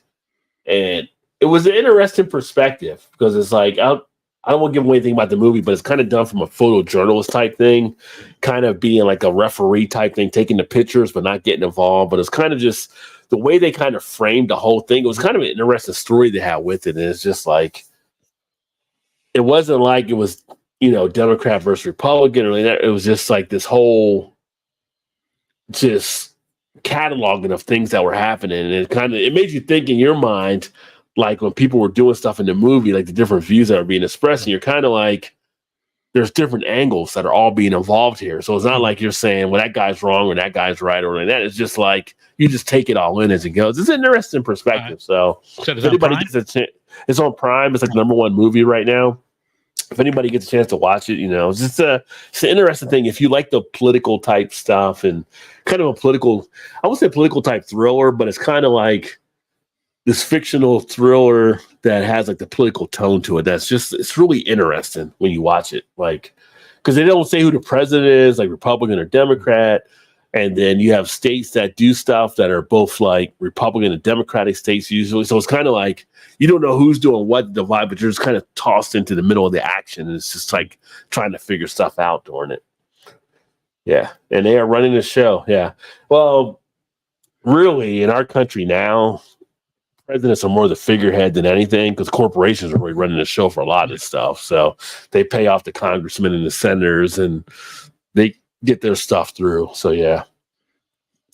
So about this when we meet up. Yeah, we probably won't. We'll probably be talking about all the beers and stuff, Paul. So you don't have to worry about that. We'll be in Canada. That's a sanctuary country. Yeah. Definitely need a different system. Yeah. It'll be interesting. Correlation does not imply causation. True. Yeah. Law Biden does imply something. Yeah. I want to find some good beer to keep cool in the summer. Yeah, well, depending on what your taste usually are, I mean, you have a lot of options out there. In the summertime, I posted that question earlier in the poll. Those are kind of some common beer styles. The Pilsner, the Cream Ale, the Hazy, the Hefeweizen. You also have like Shandies that people keep, the wheat ales. I didn't put a wheat ale in there because I had Hefeweizen and I don't want to confuse people. But wheat ales are pretty popular in the summer with some of the fruitiness and some of the lighter type feel to it. But some of the lagers are actually great to have during the summer. Like a nice Keller beer can go well. You experiment. You find what you like and you just enjoy. Yeah. Like the Sierra Nevada Summerfest, you could probably pick that up all over. Summerfest ale, yeah, that's always a really good one for the summer. Mm-hmm. And you have the what's the Sam Adams summer ale they actually do. So yeah, I shoot all my videos on iPhones. So yeah, so Alan took, rating him out here right now, but Alan he didn't like that. You attack the iPhone because he shoots all his videos on iPhone. If you need it, bro, let me know. Yeah. I got a lapel mic system, Boya. Let me know if you got a lightning port. I'll hook you up. Yeah, let me know, Alan, if that's the case, because me, you, and Dave are all on Instagram and stuff. I get you guys all connected there too. Yeah. So my wish list have some interesting items. Do not doubt that, Vanessa. Yeah, I'm afraid to look at that. Tarp, structural pipe connections, aluminum, schedule 41.5. That's like a list for like Donnie Brasco there. Like, what are you doing with the tarps? And are you going to tie somebody up and bury them? Okay. What do you got going on there? Building a tent structure to cover the lumber as I build the foundation for the workshop. Gotcha. Okay. There you go. Pogirl says, thanks everyone for the info. So thank you for everybody actually helping Pogirl out as she goes on her hunt here to find the right beers she actually wants to have. Let's see here. 7-Eleven with a big girl and beer chasers. So a big gulp in the beer. Yeah. I had to make sure I got low. I forgot I wasn't wearing pants. Oh. that's when the alcohol really kicks in. Yeah. Well, we're after 10 now, so you're okay. Yeah. Hey, Shark. Hell, I can't even get hopped on. You can't get hopped on out there in California? Really? That is surprising. And cheers to you, Shark, as well. Another great channel for y'all to check out. Shark's actually been doing some videos on hops. So if you're interested in hops, I'm going to be bringing some back to my channel here too. But I know you've been doing some stuff there, which has been great. What'd you crack open? Right, I cracked open from Casa Humilde. It's a local place out here in Chicago. This is Pinata. This is a hazy pineapple IPA. Oh, nice. I'm just going to pull up Shark on YouTube and subscribe. I'm going to actually pour a little more smoked maple because I don't want to crack open the other beers that I have yet, which would have been a focal banker heady topper. I'm going to probably do that tomorrow for the head-to-head. So I just finished out the last, for those of you who didn't see what I drank earlier, the Knob Creek Smoke. I say I finished the last. I got more. I got more in there. I'm just saying. But for this bottle, that's the last. There you go. And Shark does some great home brewing videos and stuff too. By Newcastle Brown Ale in the mini keg, really? But that's done by Lagunitas now. Yeah, how is that? Because I didn't like when Lagunitas took it over. I thought they Americanized it too much. But how is it, Vanessa? Yeah, what do you think of it? Yeah. Newcastle Brown Ale recipe has changed. Yeah, it's changed because Lagunitas took over as the brewery from previous. But yeah. JT says, hi, Shark. Hello, JT. Beer flavored ice cream, one word, lambic float. Oh, lambic float would actually be nice. No. Yeah. Giving me ideas. You have to try anything once, right? Right? You got to give it a shot. I remember when they were doing the floats of the Dad's root beer when they came out. They were doing floats at bars with vanilla ice cream and that. Mm-hmm. Ice cream place that has made to order ice cream using liquid nitrogen. Po Girl's on board with the floats. Yeah. Hey, Vanessa from Big Daddy. Beer floats are good if you use good ice cream and beer. Indeed. Bless you. Thank you. HAT. What up, Vanessa? Mojo. Thanks for all your information, everyone. Calling the night now. Stay frosty. Beer mug. YouTube, Po Girl. Appreciate you as always. Bye, Po Girl. Exporting, importing beers needs to improve. Yeah. I mean, you got a little bit of a cash infusion from the government that's going to help out some of the craft breweries, so we'll see what happens. Stop by again, Po Girl from JT. Trump is, after all, a convicted felon. So, yeah, but you can still be president. You can still run. So you can't get a job at a gas station as a convicted felon, but you could be a fucking president. When you say it like that, it really doesn't make sense, does it? Right? Like if I went to apply at a grocery store as a bagger, I couldn't get a job being a convicted felon. Well, you point it out. when you point it out, that doesn't make sense. But yeah. The new flat tire is even more annoying, right? Not fat tire, but flat tire. Schaefer, I do remember Schaefer. So I'm going to tell you my Schaefer story. So when I started with the airline I worked for back in '87, we had a train in New York right outside of JFK. And they put us all in like rooms. We were all in a hotel, like right outside of JFK.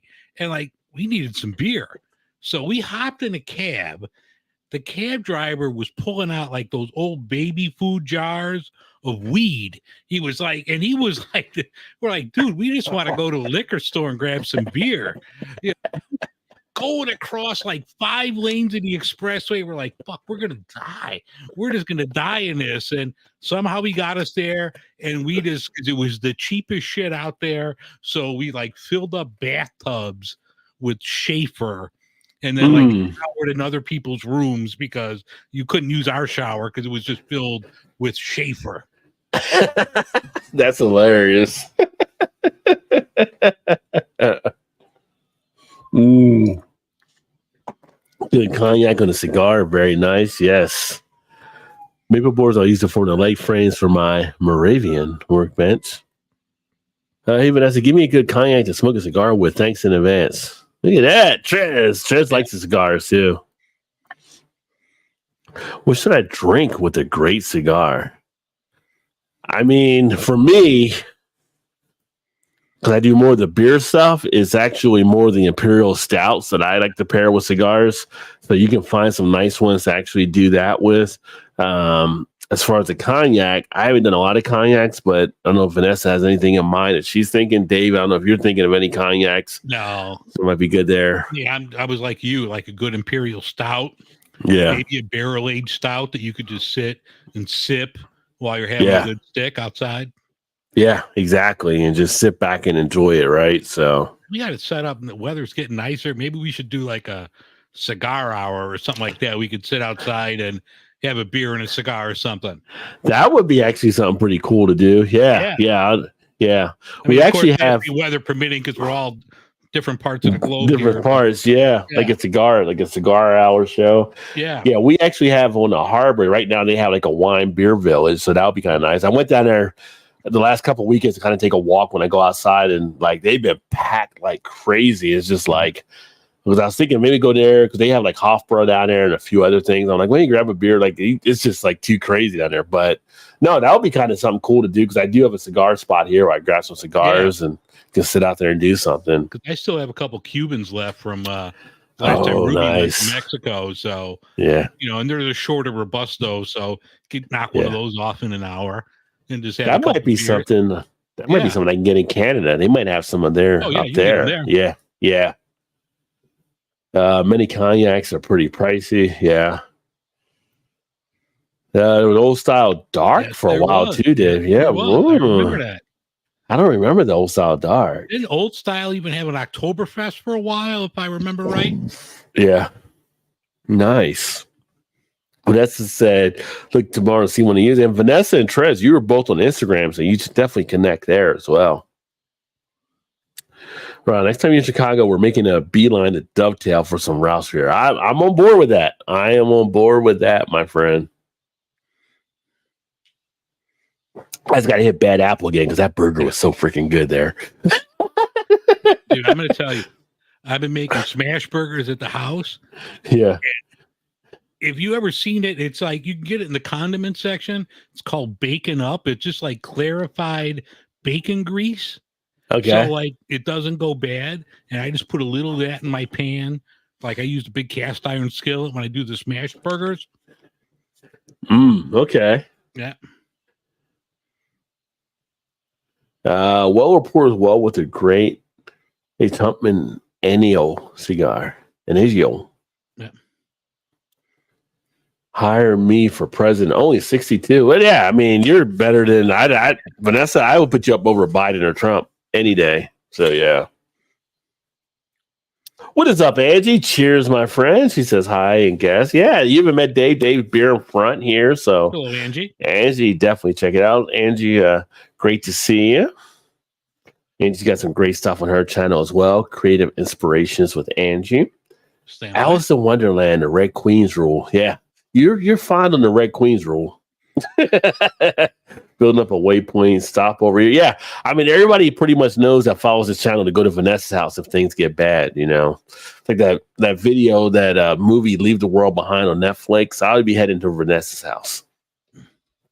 Think of a septic tank and what the mix is: cesspool, deep, dark, stanky mess. Ooh, that's no good. What Angie's page again? It is Creative Inspirations with Angie. Yeah, she's here in Maryland with me. She's like, Angie, you're probably like an hour from me, I believe, where you're at here. Sooner or later, we'll meet at some point. I did work with my brother in high school digging graves. You've had a lot of different jobs, Vanessa. In the 70s, we dug them by hand, wheelbarrows and tarps. Wait a minute, you had no shovels? Hey, Vanessa Love from Angie. Hey, Angie. Did I hear no pants? LOL. Yeah, Dave's. I would say Dave's free ball, but he does have boxes on or something, I believe. On, yeah. Dude, Angie, I had big steak dinner, steak It's free. his birthday. It's his birthday, Angie. Yeah.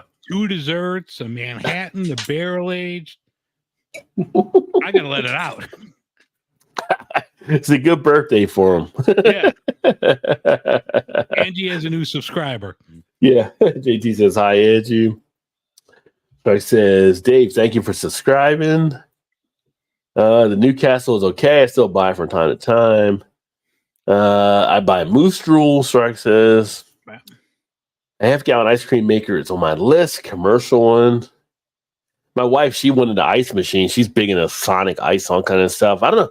People, apparently there's videos like people love Sonic Ice, but she ended up getting this ice machine, and the ice machine didn't work. She had to send it back. But I'm just like, I don't get it. I don't get the whole ice phenomenon why people are in love with, like, it's ice. It's still frozen water, but I don't know. People like to chew on ice. It hurts my teeth. Yeah. I can't find regular Michelob for years. Yeah, the old Michelob I got fond memories of. Yeah, I always say they like cool, like beveled bottle. Yeah. Here's JT and Vanessa. And lard is rendered pork fat. Use it for burgers in the pan. Yeah, lard's always a good thing to have. There's Angie's. Vanessa put the link in the chat there as well for Angie. So thank you, Vanessa. Yeah. Yes, hand shovels, wheelbarrows, and tarps.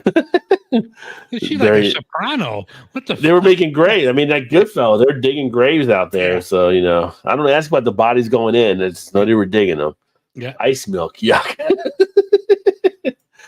Buy a commercial ice maker. There you go. Yeah, she tried to get an ice maker. She ordered from Amazon and we got it, and then it didn't work right. I had to send it back. And she was like, just screw it, you know. But yeah. But some people do have a fondness for ice. There are ice videos out there where people talk about how good Sonic Ice is and things like that. And I didn't know there's such an ice market.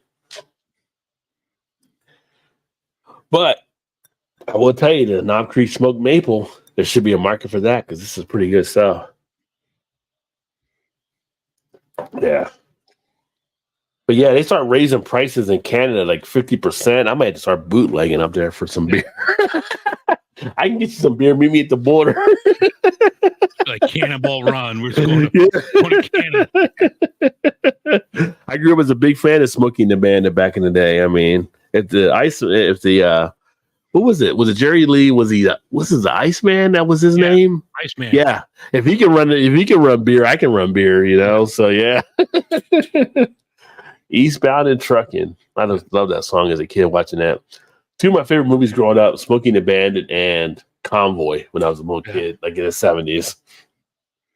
I was like always like when they put it on ABC, when they would always put on like Live and Let Die, like the old like Roger Moore, James Bond. Oh yeah.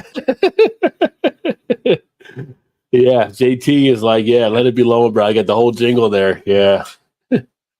But you know what's funny? Like the kids of today don't even realize. Like back in the day when we grew up, like your TV would cut off at 2 a.m. Yeah. And they have like the flag come on, and they would do the song, and it was just like static until the next day. Like nowadays, TV's on over 24 hours, right? So it's kind of like you don't have that. But back then, it would be like you watch that last movie from like 12 to 2, and then it'd come up with the flag, and they would play the national anthem or whatever, and then it'd be like just static until the next morning, like at 6 or 7 or whatever. And that would like wake you up. You like fall asleep watching TV. Yeah. And all of a sudden you hear, bah, bah, bah. Like, what the? Yeah. Oh, young kids don't know the struggle back then. Yeah. James Bond fan, Vanessa said. I never got into James Bond movies as much. I watched them here and there. I don't know. I just never got into them as much. Although I did like Moonraker. But I was more like the dude that played Jaws. I thought was pretty cool in there. Like you didn't even like the newer ones with Daniel Craig? I've never really got sat down and got into them. I just never. You gotta watch. Like, yeah, you gotta start with Casino Royale. That was, and I like Daniel Craig in other movies. I just never watched into that. oh yeah, Casino Royale. You have to watch that. Okay, Like Quantum of Solace wasn't that good, but Skyfall, oh, outstanding. Yeah. Yeah, Convoy, Christopher Christopherson, that was a movie with him and I won't say it was Ali Sheedy with the chicken and stuff too, but yeah, that movie was a great movie back in the day.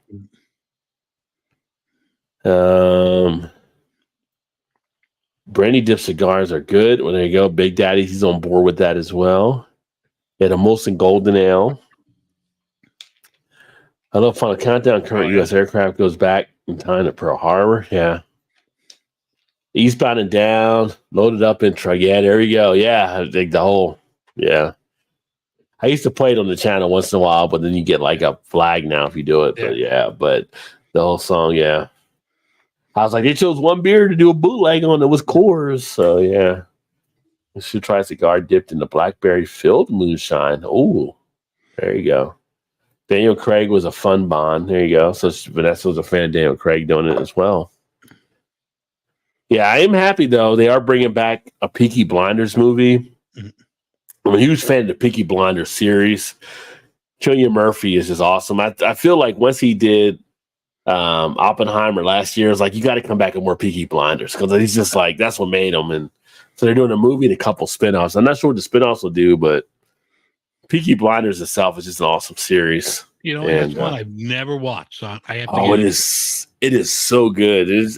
There's something about the writing out of the BBC versus America. Like they're writing on some of their series that the Gangs of London, some of the other stuff I've watched, it's just been like so much. Luther. Yes, Luther was awesome. Yeah. It's just like so much better than what we get on some of the stuff like on our things. Unless you're like looking at Netflix or maybe Prime or something like that. It's just like great shows that are intense and they keep you kind of hooked into it. So yeah. But Peaky Blinders is pretty awesome. I even got the Peaky Blinders game on PlayStation just because I like Peaky Blinders so much. Funniest thing I saw in Storage Wars when Barry asked Jared, you know why my cigar tastes so good? Because I dipped it in brandy. Brandy is Jared's wife's name on Storage Wars if you ever watch Storage Wars. That's pretty funny.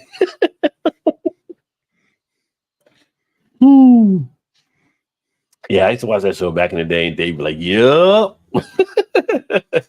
But yeah. Oh, yeah, classic TV right there. But no, this maple is definitely feeling good. Next week, I'll actually be in Virginia Beach for a little bit of vacation. So stay tuned for videos I'll upload from there at some point as well. So looking forward to getting some pretty good Virginia beers. I know the Vale's out of Virginia, so I should really get some of their stuff while I'm down there. I hear a lot of good things about their stuff. What's the one? The seller say, Brandy, you're a fine girl. Fine girl. What were you thinking of? I know I've had Commonwealth out of Virginia. They're pretty good. Yeah, no, I'm trying to think of one that I had, and I had them on the show, and they were really good. I'm going to find them for you. Because I know they got a couple locations, and one's in Virginia Beach. Okay. And they had some really good stuff. Because they sent over some stuff, and like they had a peach that was really good. Listen, my youngest sister. And this is what I forgot to tell you, like last week. Mhm. So I had that CBD, and everyone's like, "Oh, that didn't hit you." Well, like 30 minutes after I logged off, Yeah, it's you later on the THC one, right? I'm like, "Oh fuck!" Yeah, it hit me. I totally forgot. So afterwards, it did hit you after you were off, and you were kind of, what did you think of it? Because like I said, the THC feel is different than your regular beer feel. Yeah, no, that was good. I slept like a rock that night. That helped. So I need to get more. Yeah, But it was funny because like Shannon was saying, "Oh no, it didn't hit you. I could look at your eyes and you're okay." But like, I hung up with you guys because my back was hurting. I walked it off, and all of a sudden I was like, "Oh yeah, there it is." Yeah, it'll sneak up on you because it's like, and that's why people have trouble with THC because they're like, I don't feel anything. They should do another. They should do another. It's like, no, give it time. It'll hit you. It's a delayed release. So yeah. Oh no, this one's in Myrtle Beach, Crooked Hammock. They were really good. Okay, I've had Crooked Hammock stuff because we can get them up here too. Yeah, they're pretty solid. Yeah. Vanessa, her youngest sister, is in Virginia. Be like, hey, I'm a friend of Vanessa. She and her husband are retired U.S. Navy. And nice on the effects, right? Yeah, the effects will hit you later on. So it's a delayed response when you're doing. Like I said, no, go ahead. No, I was going to say, when I had the THC one, it was Steven, one of the guys. I got to check into him because I haven't heard from him in a while. But he did a Clips brewing out of Washington. He sent me a couple of THC beers, and when I had them, it was like 20, 30 minutes later when you felt it come in. It was like, okay, I see what you're doing there. It's nice. Okay. Well, this was like a good hour or so when it was done because like we were still talking and I was good. And then as soon as like I clicked off and I'm like, oh shit, yeah. Yeah. No, but when you're there, you got to hook up with Wish You Were Beer when you're out there. Are they in Virginia Beach? They're in Virginia. I'll have to reach out to them. Okay. Yeah. Okay. Yeah, because that's Daniel and I can't remember her name. Tiffany, Daniel and Tiffany. Yeah, because we've talked before in the past, and they usually do their stuff Thursday nights as well. Yeah. So that's like my Thursday night dilemma. It's like, all right, I got to like click onto them and like them. It was weird. Speaking of likes, so I'm watching you on YouTube and theirs, and I couldn't hit like. Like normally, like you would like, because I figure that helps the algorithm out and helps you guys out. It wouldn't let me. There was even nothing there for to like the show. For mine? Yeah, and theirs both tonight. Oh, that's interesting. I wonder if YouTube has some bug or something. It was a live stream or something, but for like both things, because normally like I'll log on to like both, click like, comment, on like, both, and like sometimes I'm on your show, sometimes I'm on theirs. So I kind of like gauge my time where I'm going to be at, but like it would not let me like either show on YouTube and not even give me the option. Well, that's funny. I mean, I'm looking at what I have here because I had the channel pulled up on the computer down here as well. I mean, I do have some thumbs up there, a lot less than I was expecting, folks. I'm just saying, if you haven't hit the thumbs up, hit the thumbs up. But and it does show it.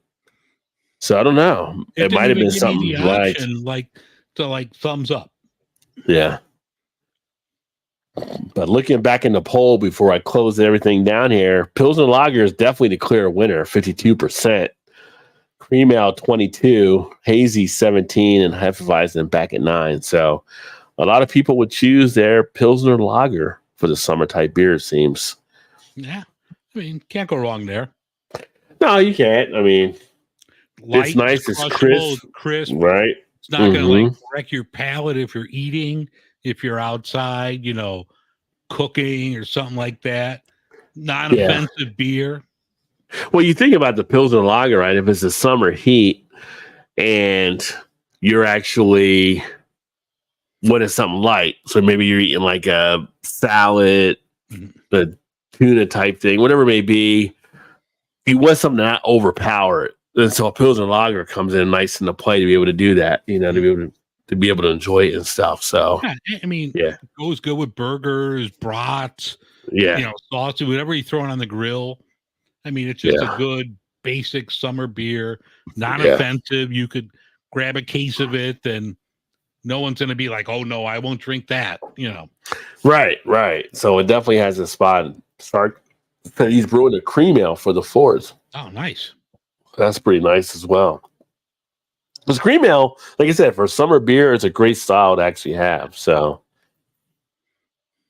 nothing wrong with that for sure. But but we're here at the 11 o'clock hour. So we're going to go ahead and probably wrap up here. Thank you, Dave, for being on tonight as well. We can hang out for a little bit afterward if you like. And then thank you to Ray and Shane that were on early, the Aquanauts, Shane's Craft Beer Reviews. Make sure to check them out. Follow their channels as well. Good stuff. I'll be doing some collabs with them in July when I'm up there in Ontario. Mal couldn't be here tonight, but she'll be back hopefully next week after feeling better. Stay tuned from some of my stuff coming out of Virginia Beach as well, that I'll be sharing some stuff, probably some videos from the hotel where I'm at. I might go live tomorrow. I'm not sure because we leave Saturday morning, but I do have the Heady Topper Focal Banger Showdown that I'm going to do, and I might do it as a live stream. I haven't decided yet. Either it's live or I'm going to record it, and then I'll do the Cuvée mix between the two as well. So I'll decide that tomorrow. If I do it live, it'll be tomorrow rather than next week when I'm back. If I record it, then you have to wait till I get back. But anyway, thanks for everybody that tuned in. Keep checking in.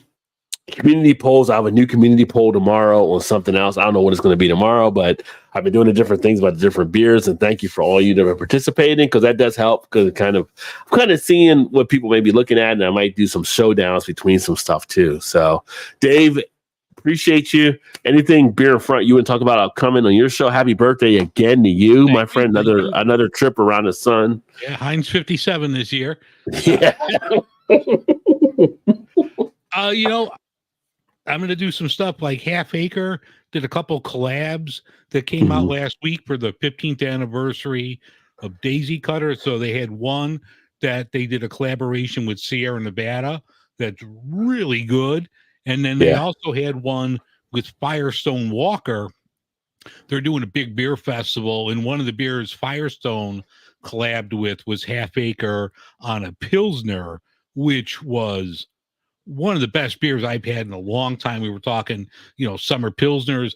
That was outstanding. So I think that's going to be the topic I have, next week, doing a couple different collabs that Half Acre put out this week. Okay, excellent. And then also Kevin, who is Shark Home Brewing Adventures. I'll mention here, because I mentioned it earlier when Ray and Shane were on, BHM Media Group. So we're actually, me and Dave got me into it as well. We're looking at doing a specialized beer group for those in beer media. If you're interested, let me know and I'll connect with you. But we are looking for people that are definitely more dedicated in the beer. And Kevin, I mentioned you because of the stuff you're doing on your channel, which has been great. And we're going to be doing some different stuff. So reach out to me there as well. Yeah, and it's a collab with we're not going out in our Italian Speedos. We people that really like beer. We're not influencers, but we are in a way. But we're influencers. Yeah. If you had a YouTube channel, you're influencers. Yeah, so I want more people that are like focused on the beer and the breweries and the people in the beer world, and it's not just like a guy drinking beer. Yeah. And we don't want a guy that's just like, I'm drinking beer type thing, but it's more focused type stuff. And so, Kevin, with you being here, you're actually one of the guys I thought about as well. There's a few other people. So we're going to be working on some stuff there. Let me know. If you're interested, you can shoot me a message. You know how to connect with me. But no, this is great. Always a great time. Love Thursday nights being here, being able to share this stuff. Always appreciate everybody that tunes in. And that being said, we're going to go ahead and get out of here, and then look forward to. We'll be back next week, so I'll be back from vacation in time to have a show next week, and then we will definitely talk then. And then I should have Todd back, and maybe Shannon. We'll see, and then also Mal, who will actually be better as well.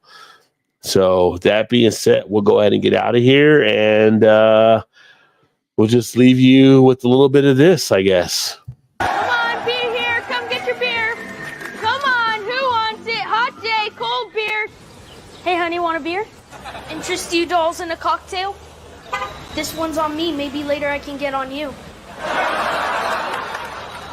Would you like an ice cold beer? Beer? It's ladies' night. Bitches drink free. You're gonna have to check your ID though. No, just kidding. You're old. I don't know how you would be allowed to sell something alcoholic. You're not old enough. You're not 21. Are you gonna buy something?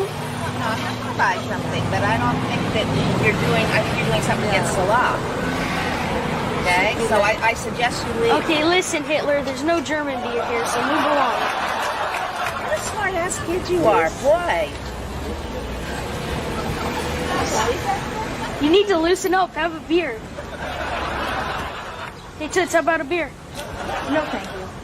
Your mouth says no, but your fat gut says yes. Hey, what's up, Julio? Want a cerveza? Hey, there's the happy couple. How about a beer? Can I use my laundry dough? You're obviously not using it for laundry. I'll have two. You should drink them both so your girlfriend looks better. Would you two young broads like a drink? Hey guys, should I pour you 3? Yeah, that's all we need. That'll 25 cents? Yeah, each. I'm gonna need to see some ID though. You guys look like you barely have pubes. Alright. Were you in the war, sir? Yeah, I was in World War II. Kill any crowds? I don't think so. When I did, I don't know it. You were so drunk you didn't know. There you go, man. Head for the mountains, literally. So how's business going? Good. You just started? No, I'm serious though. Head for the mountains. Get out of here.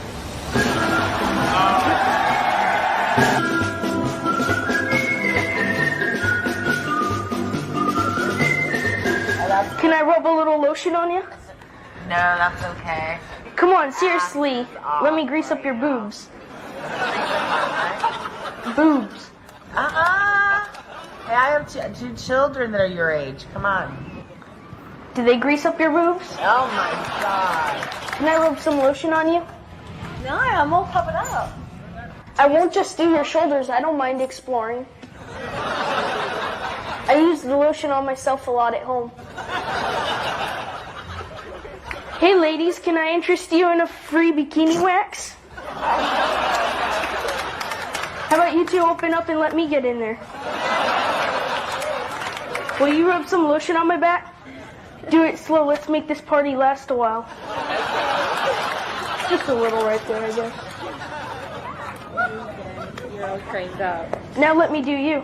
No, I didn't think so. So I'm taking my shirt on. Alright, I guess I wouldn't want to get my hand all hairy anyways. I want to practice mouth to mouth. No, you can't do that. No? No mouth to mouth, because you know why? Mouth to anything? Nothing. Mouth to nothing. Come on, honey, I thought all the cold fish were in the ocean.